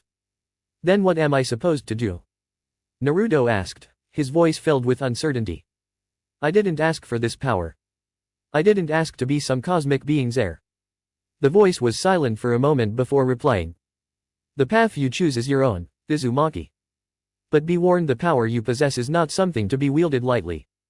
The multiverse is fragile, and even the slightest imbalance can tear it apart. The otsutsuki are but one of many forces that will seek to control you, to use you for their own purposes. If you choose to fight, you must be prepared to face the consequences of your actions. Naruto stood alone on the fractured battlefield, the weight of the universe itself bearing down on him. His thoughts were a storm of confusion, anger, and determination. The truth of his origins had shattered everything he thought he knew about himself. He was no longer just Naruto Uzumaki, the son of Minato, the boy who had once dreamed of becoming Hokage. He was something more, something that could reshape reality itself. And yet, with that power came an overwhelming responsibility. The otsutsuki, the multiverse, the very fabric of existence, his choices now had the potential to alter it all. Could he truly shape the future, or would he fall victim to the same thirst for power that had corrupted so many before him? Naruto took a deep breath, his eyes narrowing as he stared out at the ruined landscape before him. The battle with his Hiki had been won, but the war for the multiverse had only just begun. As the golden light in his eyes flickered, Naruto knew one thing for certain: he would not allow anyone, whether it was the otsutsuki, the forces of the multiverse, or even himself, to decide his fate. He would carve his own path. And whatever lay ahead, he would face it as the last fragment of the Beyonders, a being who stood between the worlds, the last hope, and the greatest threat to all that existed. Naruto stood atop the shattered remains of a once great city, his eyes glowing with the same golden intensity that had become his signature. The landscape stretched out before him, a grim reminder of the path he had chosen, one that had led to destruction, chaos, and the irrevocable fracture of the world he had once known. The battle had been fierce. As he stood there, breathing heavily, the taste of victory still lingered, but so did something darker, something far more unsettling.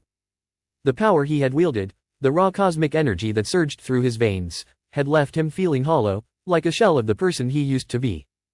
He had won, yes. But what had it cost him? His golden eyes scanned the destruction, the crumbling buildings, the scorched earth. The screams of the defeated, the whispers of those who had perished, echoed in his mind. He had done this. He had used his powers to reshape reality itself, to alter the very fabric of existence. But in doing so, he had become something less human. The once innocent boy who had dreamed of becoming Hokage, of protecting the village, was gone. In his place stood a godlike entity, a force of nature whose every action bent reality to his will. But with that power came a price, one that Naruto had not fully understood until now. The emotional toll was the first thing he noticed. He could feel the cracks in his mind, the gradual disconnection from the world around him. The lives he had taken, the worlds he had destroyed, it all seemed so distant, like he was watching it from a far-off place, detached and removed. He had killed, he had conquered, and yet, there was no satisfaction in it. No sense of fulfillment. Is this what power really feels like? He asked aloud, his voice barely a whisper in the empty void. Is this all I've become? A monster who can't even feel anymore. He had always believed that power would bring him the recognition he sought, the respect he craved. But now, with that power fully realized, it felt hollow. The world that had once rejected him now feared him. The villagers who had once whispered behind his back now trembled in his presence. His name was no longer one of ridicule or sympathy, it was a name spoken in terror. Naruto clenched his fists at his sides, his fingers trembling. The golden energy that swirled around him seemed to react to his emotions, crackling and sparking in response to his inner turmoil. His heart ached with something he couldn't name, an emptiness, a longing for something he had lost. He had always told himself that he would never be like the people who had turned their backs on him. He would never let his past define him, never let the hatred of others consume him. But now, as he stood alone in the ruins of what had once been a vibrant city, he couldn't help but feel that same isolation creeping back in. The more he used his power, the more he felt himself slipping away from the person he had once been. The connection to his humanity, to his emotions, seemed to fade with every passing moment. He had become a god, a force of nature, but at what cost? What was the price of losing oneself to the very power that had once been his salvation? Why should I care? He muttered to himself, his voice tinged with bitterness. The world only ever gave me pain. The people who were supposed to care about me turned their backs on me. And now, the power I have, it doesn't make me feel any better. He had once believed that if he gained enough power, the world would finally see him for who he truly was. That they would respect him, fear him, perhaps even love him. But now, all he saw before him was an empty void, a world that had been broken by his own hand. Naruto's golden eyes narrowed as he turned away from the wreckage, the weight of his thoughts pressing down on him. He had long since stopped caring about the opinions of others, but now, for the first time in a long while, he found himself questioning his own desires. What was the point of it all? What was the purpose of conquering, of destroying, if it only left him feeling more empty than before? His thoughts were interrupted by a voice, a familiar voice, one he hadn't heard in what felt like an eternity. Naruto. He froze, his body tensing at the sound. The voice was soft, yet firm, and it pierced through the fog of his thoughts like a sharp blade. He turned slowly, and there she stood, her pale lavender eyes gazing at him with a mixture of concern and understanding. Hinata. She had found him again, despite the odds, despite the path he had chosen. The woman who had once believed in him, who had stood by him when no one else would, was now standing before him, her expression filled with worry. Why? Hinata asked, her voice trembling. Why are you doing this, Naruto? This isn't you. This isn't the person I fell in love with. Naruto's heart ached at her words. She had always seen something in him that he couldn't see in himself. She had always believed in him, even when he had no reason to believe in himself. But now, he was different. He wasn't the same person who had dreamed of becoming Hokage, the person who had yearned for acceptance. That boy was gone, replaced by a god who could no longer feel the warmth of love, the comfort of companionship.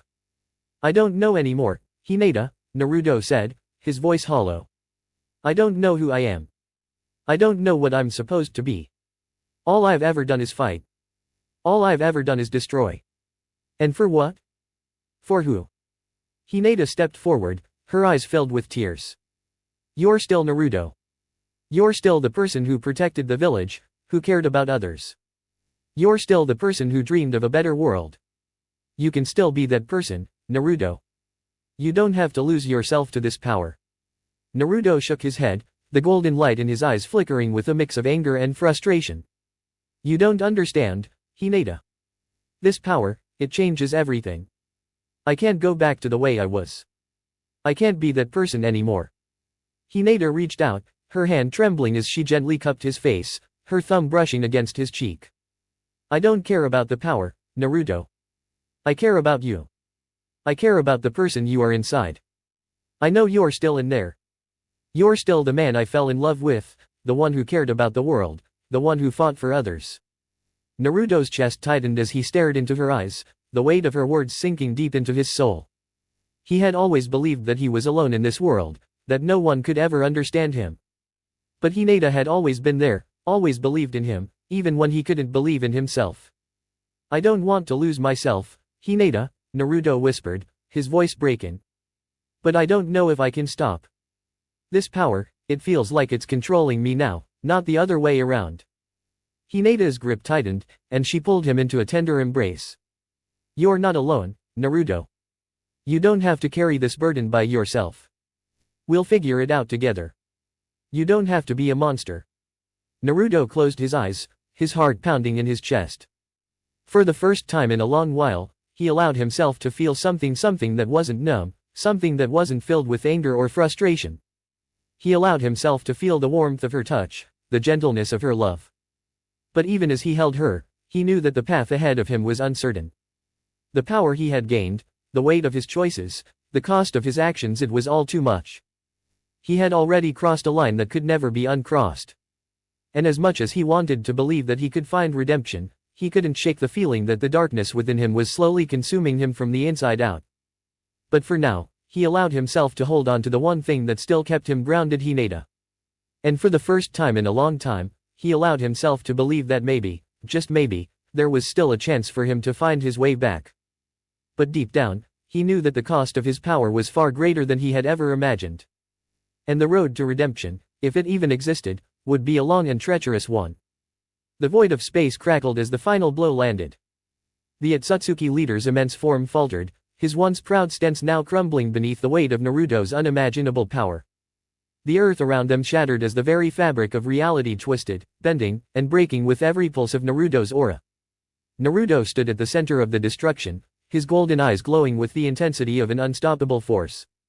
His hands, crackling with cosmic energy, remained outstretched as the leader of the Otsutsuki began to fade, his body unraveling like the threads of an ancient tapestry. His features blurred, his existence itself being erased from the multiverse. You were the last of them, the Otsutsuki leader rasped, his voice fading as his body was consumed by the void.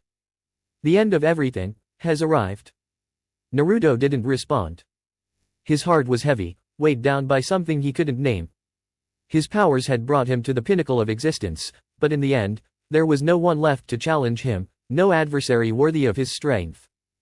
The Otsutsuki, the very beings who had dominated the multiverse, were gone, erased from existence. And in that moment, Naruto realized that there was no one left to fight. The silence that followed the battle was deafening. The swirling cosmic energy that had once surrounded him slowly dissipated, leaving behind only the shattered remnants of a battlefield. The land was scorched, the sky dimmed, and the stars themselves seemed to flicker with uncertainty. The world was still unnaturally still. Naruto lowered his hands, the golden light in his eyes fading as he let out a long, drawn-out sigh. His chest felt heavy, and his mind was clouded. Victory should have felt sweet, but instead, it tasted like ashes in his mouth. What now? Naruto whispered to the empty void. The question echoed through the silence, a hollow inquiry that had no answer. He had defeated the Otsutsuki leader, erased the invaders from existence, and secured the safety of the multiverse. His powers were limitless, unmatched. And yet, as the dust settled around him, he couldn't shake the feeling that something was missing. What was the point of all this power? What was the point of being unstoppable if there was no one left to oppose him? He had fought and destroyed to prove himself, to become the ultimate being in the multiverse. But now that he was at the top, standing alone in a world devoid of challengers, he wondered if it was worth it. The long battles, the endless struggles, all of it had been for nothing. There were no more threats to his power, no more wars to fight. The very thing that had driven him, the desire to protect and prove his worth, had turned into an endless cycle of destruction. He was alone now, in a world that had nothing left to offer him. Am I truly invincible?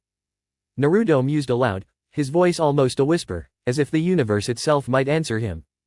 Is there really nothing left for me? No one who can even challenge me.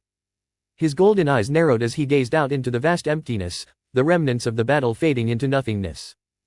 The once mighty otsutsuki were now nothing but memories, erased from existence by his hand. He had wiped away their legacy, their existence, and now he stood at the precipice of a world without purpose. Hinata's face flashed in his mind. Her gentle eyes, the warmth of her touch. She had always believed in him, always seen the best in him, even when he couldn't see it himself. She had been his anchor, the one person who had reminded him of the humanity he had almost lost. But now he had nothing. The power that had once been a source of his strength had become his prison. The world, which had once rejected him, now feared him. He had become the very thing he had always despised, the being who was above everything, untouchable and beyond reach. I've become a god, Naruto whispered bitterly. But what's the point of being a god if there's nothing left to fight for? Nothing left to protect. He turned away from the remains of the battlefield, his gaze distant and unfocused. The vast multiverse stretched before him, empty and silent. The weight of his actions settled on his shoulders like an unbearable burden. For so long, he had fought for the approval of others, for the recognition he had never received. He had sought power to protect, to prove his worth to the world that had rejected him. But now, he realized that the very thing he had sought, power, recognition, validation, had led him to this point, a place where there was no one left to protect, no one left to fight. The golden glow in his eyes flickered, dimming to a dull, cold light. He had thought that power would fill the emptiness inside him, but all it had done was expose the vast, hollow chasm within his soul. His greatest victory felt like the ultimate defeat. I've destroyed everything, he muttered, his voice barely audible. Everything and everyone. There's nothing left. The silence around him was suffocating. Even the stars above seemed to flicker in response to his desolation, as if the very cosmos were mourning the loss of something long forgotten. Naruto's fists clenched, his fingers digging into his palms. He could feel the power coursing through his veins, the overwhelming energy that could reshape the universe with a thought. But even with all this strength, all this power, he felt smaller than ever before. What do I do now? He asked himself, the question hanging in the air like a weight. What do I do when there's nothing left? He stood there for what felt like an eternity, the empty expanse of the multiverse stretching endlessly before him. His mind raced, his heart heavy with the burden of his existence. He had conquered everything, destroyed every obstacle in his path, but in the process, he had destroyed himself. The otsutsuki were gone. The world he had once fought to protect was no more. The only thing left was him, and that was no longer enough. Naruto let out a sigh, his shoulders sagging as he closed his eyes. For the first time in what felt like forever, he allowed himself to feel the weight of everything, the weight of his power, the weight of his choices, the weight of his loneliness. He had destroyed the otsutsuki, but in doing so, he had destroyed his own purpose. The victory was hollow, the silence deafening. And now, standing alone in the ruins of his past, Naruto couldn't help but wonder if he had truly won after all. As the darkness closed in around him, Naruto felt the familiar pull of emptiness, a pull he had known for far too long. The question remained, was this the price of godhood? The price of power that could erase anything, even the very meaning of existence itself? And if so, was there any way back? The world trembled beneath Naruto's wool. The vast, barren landscape that stretched before him began to shift, transforming under his command. With a single thought, he reshaped reality, bending it to his desires. The oppressive silence of the multiverse faded, replaced by the hum of creation. He had come to a decision, one born from the crushing weight of his victory and the emptiness it had brought. If there was no one left to challenge him, no more adversaries to face, then perhaps he could create something new. Something better. A world without pain. Without hatred. A world where suffering no longer existed. Naruto's golden eyes flared as he reached into the very fabric of existence itself, his power stretching across the dimensions. With each passing moment, the world he crafted became more real, more tangible. Cities rose from the ground, lush forests sprouted from barren earth, and the sky turned a brilliant shade of blue, unmarred by the scars of war. In this world, there was no war, no conflict, no loss. People walked in peace, their faces free of fear or anger. Every person was content, their desires met, their needs fulfilled. It was a perfect world. But as he gazed upon it, something gnawed at him. Despite the beauty of the world he had created, there was a growing sense of unease within him. The streets of the cities were peaceful, the people content, but there was no spark in their eyes, no drive, no hunger. It was as if their lives were scripted, preordained, and yet, hollow. Naruto watched a group of people walking through a park, laughing and talking. They were smiling, enjoying the calm, but he could sense it. It was an artificial happiness, a happiness that lacked depth. There was no struggle, no pain, no growth. The people in this world lived without any true challenges, their lives cushioned by his power. And that was the problem. He had given them peace, but in doing so, he had stolen their agency. Naruto's mind churned with doubt as he observed the scene before him. The world he had created, so perfect in its tranquility, was also perfectly stagnant. There were no trials, no obstacles to overcome. And with no obstacles, there was no true sense of accomplishment, no lessons learned, no growth. Without free will, the people could not truly experience life, they could only exist, drifting aimlessly from one moment to the next, their every desire granted, their every need met. It was a world without purpose. He closed his eyes, trying to push the thought away, but it lingered, like an ache in his chest. He had created this world to eliminate pain, to give everyone the life he had never had, but now he realized the cost of such a gift. Without pain, without struggle, the world was nothing more than an illusion, a paradise devoid of meaning. Naruto reached out with his senses, feeling the pulse of the world around him. There was no anger, no hatred, no fear. Only emptiness. The people moved like puppets, their actions dictated by his will. They were happy, yes, but it was the kind of happiness that came from having everything handed to them, without effort, without choice. It was the perfect world, but it was also a hollow one. The more he thought about it, the more he realized that true peace could not exist without free will. People needed the freedom to choose, to fail, to learn from their mistakes. They needed the ability to make their own decisions, even if those decisions led to pain or loss. Without the possibility of suffering, there could be no growth. Without the possibility of failure, there could be no success. Naruto felt his heart heavy with the realization. The world he had created, the world he had dreamed of, was flawed. It was peaceful, yes, but it was also a prison, a world where people had no choice but to exist, to be content in their artificial paradise. And he could no longer ignore the truth. Is this what I wanted? Naruto whispered to himself, the question hanging in the air like a weight. He had sought to create a world free of suffering, a world where everyone could live in harmony. But now, standing at the center of it all, he realized that peace without struggle was an illusion. True peace could only be achieved through the acknowledgement of pain, through the understanding that suffering was an inseparable part of life. Without the contrast of darkness, there could be no light. The weight of his decision bore down on him. He had created this world with the best of intentions, but now he sought it for what it truly was, a gilded cage, a paradise that lacked the soul of true life.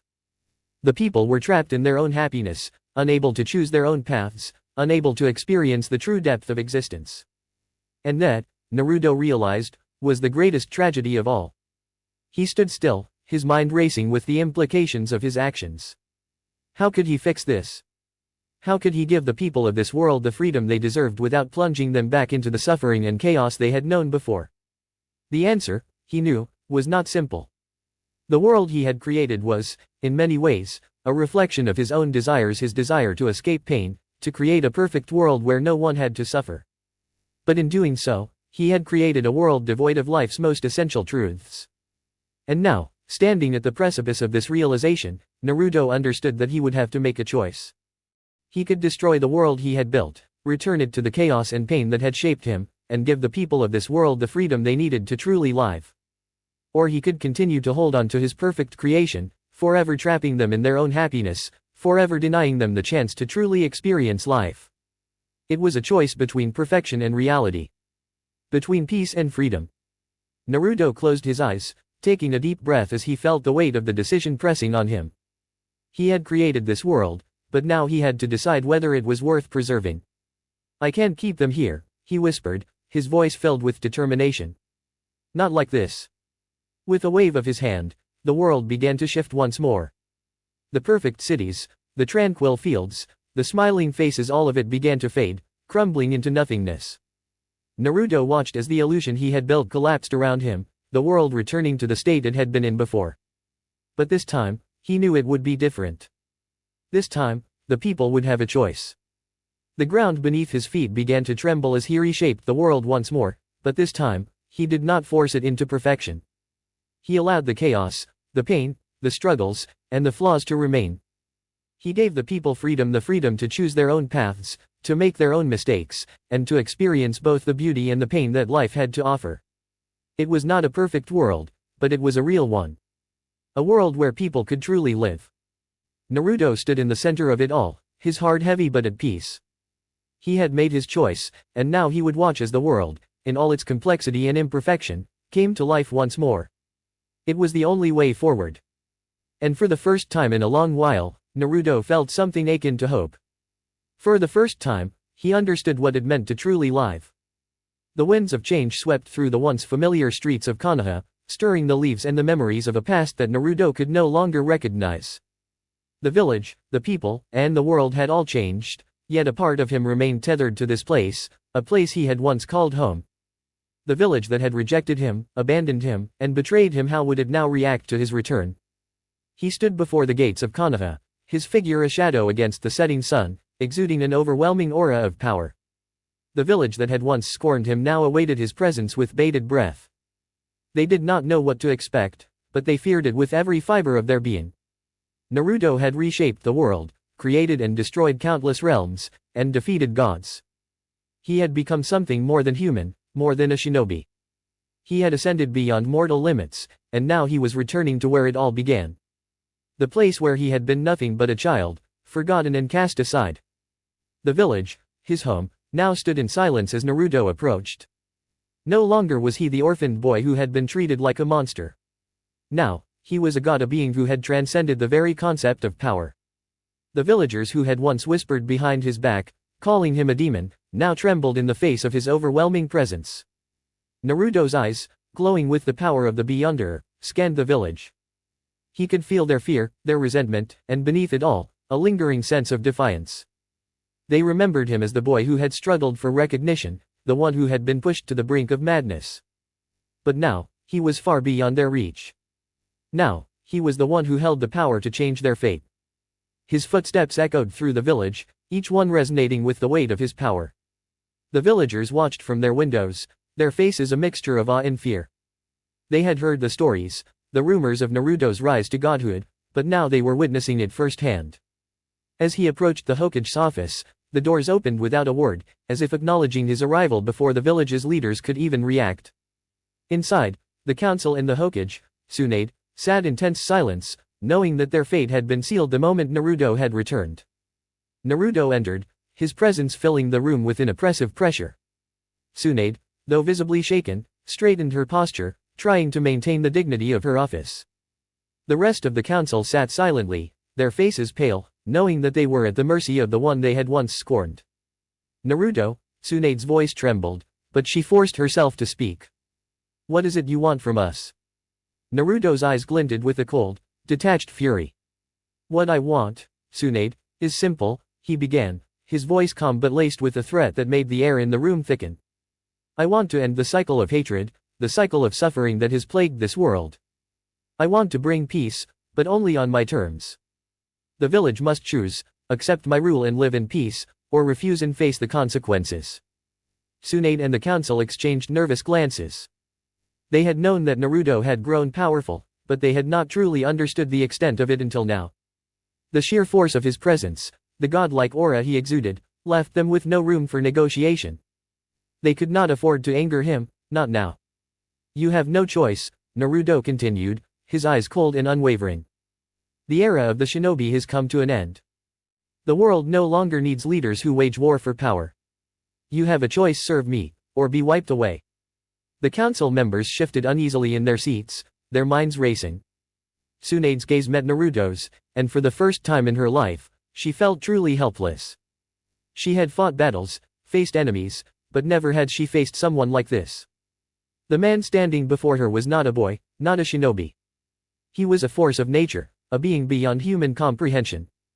And yet, in that moment, Tsunade realized something that made her stomach churn. Even in his godlike state, Naruto still carried the same resentment he had felt as a child. He had grown into something terrible, not because of his power, but because of the pain he had endured. The very thing that had once driven him to seek recognition, to prove his worth to the world, had now twisted him into something unrecognizable. Naruto's gaze shifted to the council, his eyes piercing through each one of them. Make your choice, he said, his voice low and commanding. I will not wait forever. Tsunade sighed heavily, her shoulders slumping in defeat. She had known that this day would come, but she had never imagined it would be like this. We submit to you, she said softly, her voice filled with resignation. We have no other choice. Naruto's gaze softened, but only for a moment. He nodded slowly, acknowledging their submission. Wise choice, he muttered. But understand this: your submission is not out of mercy. It is a recognition of the inevitable. As Tsunade and the council members bowed their heads in defeat, Naruto's mind began to process the enormity of the situation. He had returned to Konoha, but it was not the home he had once known. The village that had once cast him aside, that had once mocked him, was now under his control. But even in his triumph, he could not shake the feeling that something was wrong. The village had submitted, yes, but Naruto could feel the resentment in their hearts. They feared him, not because they respected him, but because they had no other option. They had seen what he was capable of, and now they feared that power more than they feared the consequences of defying him. Naruto's thoughts turned inward, and for the first time in a long while, he questioned the path he had chosen. Was this truly the peace he had sought? A peace built on fear and submission? A peace that stripped the people of their free will? He looked out the window, his gaze distant. He could see the villagers going about their lives, but something was missing. The spark of defiance, the will to fight for their freedom, was gone. They were no longer the people he had once known. They were mere shadows of themselves, living in the world he had created for them. Naruto turned back to Tsunade and the council. This world is not perfect, he said, his voice heavy with the weight of his realization. But it is the world I have made. And I will ensure that it remains free of the pain I once endured. The council members nodded, but their eyes were filled with doubt. They had submitted, yes, but they were not happy about it. They resented Naruto for what he had become, for what he had taken from them. They had given in to his power, but they had not forgiven him. Naruto sensed it, and for a fleeting moment, he considered undoing it all, creating a world where the people could truly be free, where they could choose their own paths, where they could live without fear of his wrath. But he knew it was too late for that. The world had changed, and there was no going back. I will reign over this world, Tsunade, Naruto said coldly. And I will not allow anyone to stand in my way. But remember this: there is no peace without sacrifice. And there will always be those who fight against it. Tsunade bowed her head, her voice barely above a whisper. We understand, Naruto. We will abide by your rule. Naruto nodded once, his eyes hardening. Good. Remember your place. As he turned to leave, the council watched in silence, knowing that the man who had once been their friend, their comrade, had become something else entirely. And whether they liked it or not, they were now his subjects, bound to his will. Konoha, the village that had once rejected him, was now under his control. But in the depths of his heart, Naruto knew that his victory was not a cause for celebration. It was the beginning of a new era, a world where peace was born from submission, where freedom had been sacrificed in the name of order. And as the sun set over the village, Naruto felt the weight of his decisions bearing down on him.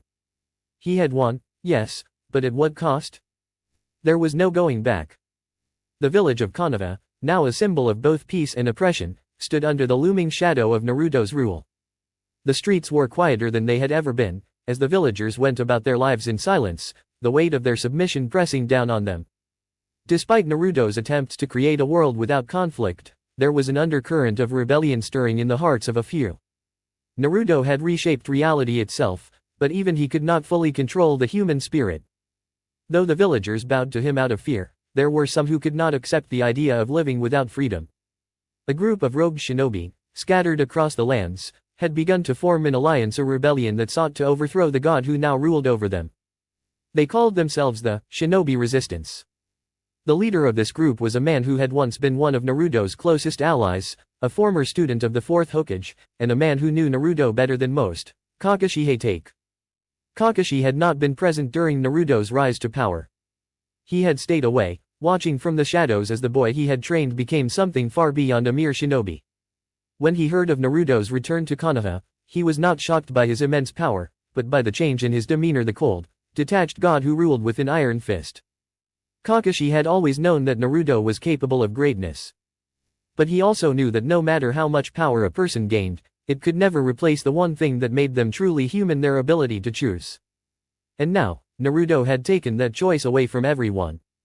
The resistance was small at first. It began with whispers in the dark corners of the world, a growing discontent among those who had once fought alongside Naruto.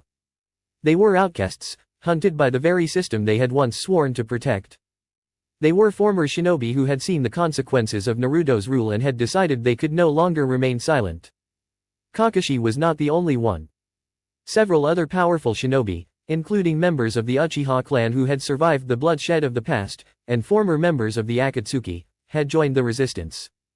They were individuals who had known loss, who had seen firsthand the devastation that came with the pursuit of absolute power. Despite the overwhelming power that Naruto wielded, they believed that if they worked together, they might still have a chance. They would not be silenced. They would not submit. Naruto, meanwhile, had become increasingly detached. The world he had created was peaceful, yes, but it was empty. He could feel the resentment that simmered beneath the surface of Konoha and beyond. He had given the people peace, but at the cost of their free will. The more he tried to maintain his control, the more he realized that the rebellion was inevitable. It was a natural response to the tyranny of a ruler who believed he knew what was best for everyone. One day, the rebellion struck. It began with a series of covert attacks on military outposts that Naruto had set up across the world. The shinobi resistance moved quickly, using guerrilla tactics to strike at the heart of Naruto's forces. Though their numbers were small, their determination was unshakable. They had no illusions about the power Naruto held, but they were willing to die for the chance to stop him. Kakashi, now an older man with his hair graying and his eye still hidden behind his mask, led the first wave of attacks. His team was composed of veterans, each one skilled and experienced in the art of stealth and combat. They knew that they could not win in a direct confrontation with Naruto, but they could harry his forces, create chaos, and disrupt his control. Naruto was aware of the resistance from the moment it began. His senses were heightened beyond human comprehension, and he could feel the disruption in the fabric of reality itself as the resistance made their moves. He was not surprised; he had known it would come to this. He did not fear them. In fact, their defiance only reminded him of the humanity he had once possessed. The will to fight, the desire to resist oppression, it was something he had lost long ago. But he understood it better now. It was not something to be eradicated. It was part of who they were. He did not immediately move to crush the rebellion, however. He wanted to understand it first. He wanted to see if they would learn the lesson that he had learned the hard way, that peace could only be achieved through control. Through force. Through submission. But as he observed the resistance, he realized something that unsettled him. The rogue shinobi were not acting out of hatred or desire for power. They were fighting for something deeper, a cause that transcended the petty politics of the shinobi world. They were fighting for freedom, for the right to choose their own path, to live without the shadow of an all-powerful ruler looming over them. And in their faces, Naruto saw a reflection of his younger self. The realization hit him like a wave. Despite everything he had done, despite the peace he had created, there was still a part of him that longed for the world he had once known, a world where he could choose for himself, where his actions were not dictated by the needs of a higher power. Where he could be free. Naruto stood at the edge of a mountain, looking down at the landscape below. His gaze was distant, lost in thought. The resistance was growing, and though he could easily crush them, he knew it would only make things worse. It would be the same as before, only more oppressive. The world would never accept his rule willingly. They would always fight against it. But what did that mean for him? He had once fought for recognition, for a place where he could belong. Now, he was a god, ruling over a world that had no choice but to obey. But the victory felt hollow. The peace he had fought for was meaningless if it came at the cost of freedom. The rebellion was not a threat to his power, but it was a reminder of the cost of that power. And that realization gnawed at him, pulling him in two directions. Naruto closed his eyes, the weight of his thoughts pressing down on him. He had created a world where no one could challenge him. But even in that world, there were those who would always resist, who would always fight for their freedom. He turned his gaze back toward Konoha, a place that now felt more like a prison than a home.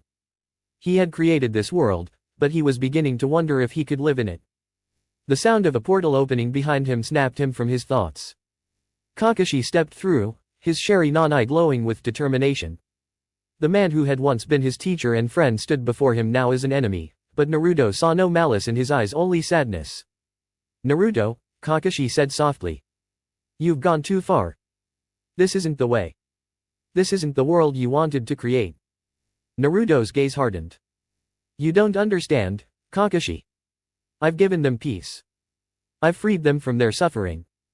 Kakashi shook his head. "You've freed them from choice. You've taken away their right to live as they see fit. That's not peace, Naruto. That's control." Naruto clenched his fists. "And what do you think will happen if I let them choose? They will destroy themselves again, just like they always have." Kakashi met Naruto's gaze, unwavering. "Maybe. But that's their choice to make. And it's a choice we have to respect." Naruto looked at Kakashi, his expression unreadable. The rebellion had begun, and it would be up to him whether he would crush it or find another path. "Then we will see," Naruto said coldly, turning to face the horizon once more. "We will see if they truly deserve freedom." The wind howled around them as the two former comrades stood in silence, knowing that their world was about to change once more. The rise of rebellion had begun, and with it, the question of whether true peace was even possible. And Naruto was no longer sure of the answer. The world around Naruto dissolved into a blur of shifting realities. He was no longer standing in the Konoha he had once known, nor was he in the multiverse he had reshaped with his godlike powers. He had created this dimension for one purpose alone: to escape. To escape from the responsibilities of a world that he had so carefully and ruthlessly molded. In this dimension, the laws of time and space did not apply. Here, there was no resistance, no enemies, no demands for his attention. It was just him, alone with his thoughts. But loneliness had begun to eat away at him, gnawing at the very core of his being. What was the purpose of all of this power? What was the point of creating a perfect world if no one could live freely within it? He sat, cross-legged, in a place where the sky was neither day nor night, and the ground beneath him was a fluid mass of shifting lights. He stared into the nothingness, his mind racing. His consciousness had expanded far beyond the limitations of a mortal mind, but with it came an existential weight. The burden of his power was heavier than any he had ever known. He could see and feel the lives of every person across the multiverse, every single soul, their joys, their fears, their struggles. But there was no one to share this weight with. There was no one who could understand what it was like to wield the power of the Beyonders, to shape reality itself with a thought. And so he sat, lost in the vastness of his creation, haunted by memories of a life long gone. Iruka's face appeared before him, as if summoned by his thoughts. The kind-hearted teacher who had once taken him in, shown him kindness when the rest of the world had rejected him. His smile was warm, but it was tinged with sorrow. "Naruto," Iruka said softly, his voice echoing in the silence of the dimension. "What happened to you? The boy who wanted to become Hokage. The boy who dreamed of a world where everyone could smile together." Naruto's chest tightened, and he clenched his fists. "That boy is gone," he muttered, his voice rough with emotion. "He died when the world rejected him. I became what I had to become to make sure that never happened again." Iruka shook his head. "Naruto, the world doesn't need a god. It needs someone who understands pain, who understands what it means to struggle. You had that understanding. You didn't need to become a god to protect people. You just needed to stay true to who you were." Naruto's gaze hardened. "Who I was? I was weak. I couldn't protect anyone. I couldn't even protect myself." Iruka's expression softened, his voice gentle. "You protected us by staying human, Naruto. You were never perfect, but you always cared.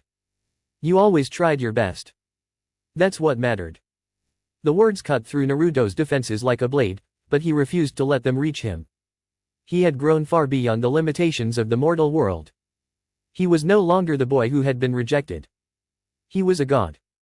He was beyond the need for such things. And yet, as Iruka's image began to fade, a sense of longing filled Naruto's chest. He closed his eyes, fighting the feeling that had begun to rise within him. He had made his choice. He had embraced his power. He couldn't go back. But even so, a part of him missed the boy he had been, the boy who had dreamed of a better world, who had wanted to be accepted by the people he cared for. That boy was still there, buried deep within him, like a flickering flame that refused to be extinguished. Before he could dwell further on his thoughts, another figure appeared before him.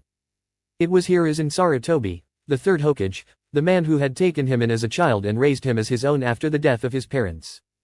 The old Hokage's face was etched with both pride and sadness. Naruto, Hiruzen said, his voice carrying the weight of years of wisdom and experience. You were always destined for greatness. I knew that from the moment I laid eyes on you. But I also knew that you needed to learn how to balance that power with compassion. Power alone will never bring true peace. Naruto's eyes narrowed. Compassion? Look where that got me, Hiruzen. I was compassionate, and all I got was pain and rejection. No one cared about my dreams. No one cared about my struggles. I had to take everything by force. Hiruzen's gaze softened. You were never truly alone, Naruto. We all cared about you. But you must remember that true strength comes not from dominating others, but from understanding them. From being there for them, even when it's hard. You cannot lead from a place of isolation. Naruto turned away, unable to look Hiruzen in the eye. He had been taught these lessons for years. He had heard them from his mentors, his friends, even from his enemies. And yet, he had ignored them, thinking that his way was the only way. He had become a god, but in doing so, he had lost the very thing that made him human, the connection to others. Why do you keep coming back? Naruto asked, his voice quieter now, almost a whisper. You're all gone. I don't have anyone left. Hiruzen stepped closer, his hand resting gently on Naruto's shoulder. You've never been alone, Naruto. You only need to open your heart again. Before Naruto could respond, another familiar face appeared before him, Jiraiya, the man who had been his mentor, the man who had seen the potential within him when no one else had. Jiraiya's expression was a mixture of pride and sorrow, but there was also a glint of mischief in his eyes, the same glint that Naruto had seen countless times during their travels together. Naruto, Jiraiya said with a grin. I always knew you'd be a force to be reckoned with. But this is something else entirely. Naruto swallowed hard. Jiraiya, I've done it. I've created a world where no one has to suffer anymore. A world where no one will be left behind. Isn't that enough? Jiraiya's smile faded, and he shook his head. It's not enough, Naruto. You've taken everything upon yourself. But you can't carry the weight of the world alone. You were never meant to. Your true strength lies not in your power, but in your ability to trust others. To let them help you. To let them share the burden. Naruto's chest tightened. I can't trust anyone anymore. I've been betrayed too many times. I can't risk it. Jiraiya's voice grew softer. Naruto, you've always been someone who would never give up on others, no matter how many times they failed. You've always believed in the potential for good in people. Don't forget that. Don't forget the boy who always dreamed of being Hokage. He's still inside you. You just have to let him out. Naruto closed his eyes, the weight of his mentor's words sinking deep into his soul. He had fought so hard to become something beyond human, something invincible. But in doing so, he had distanced himself from the very thing that had once made him strong, the love and trust of those around him. And now, as the voices of those who had once cared for him faded into the ether, Naruto was left with only one question: could he ever truly find peace again? Could he reclaim the humanity he had forsaken, or was he doomed to live as a god, eternally alone? He stood up, feeling the weight of his power pressing down on him, yet a sense of clarity began to form in his mind. Perhaps it was time to make a choice. A real choice. Naruto took a deep breath and stepped forward into the unknown, ready to face the consequences of his actions. It was time for him to find the answer to the question that had haunted him for so long: what does it mean to truly live? The dimension around him began to shift, and he felt a new sense of resolve take hold. Whatever path he chose, it would no longer be one of isolation. He would learn to live with others once more, or face the ultimate cost of living alone forever. And he was ready to make that decision.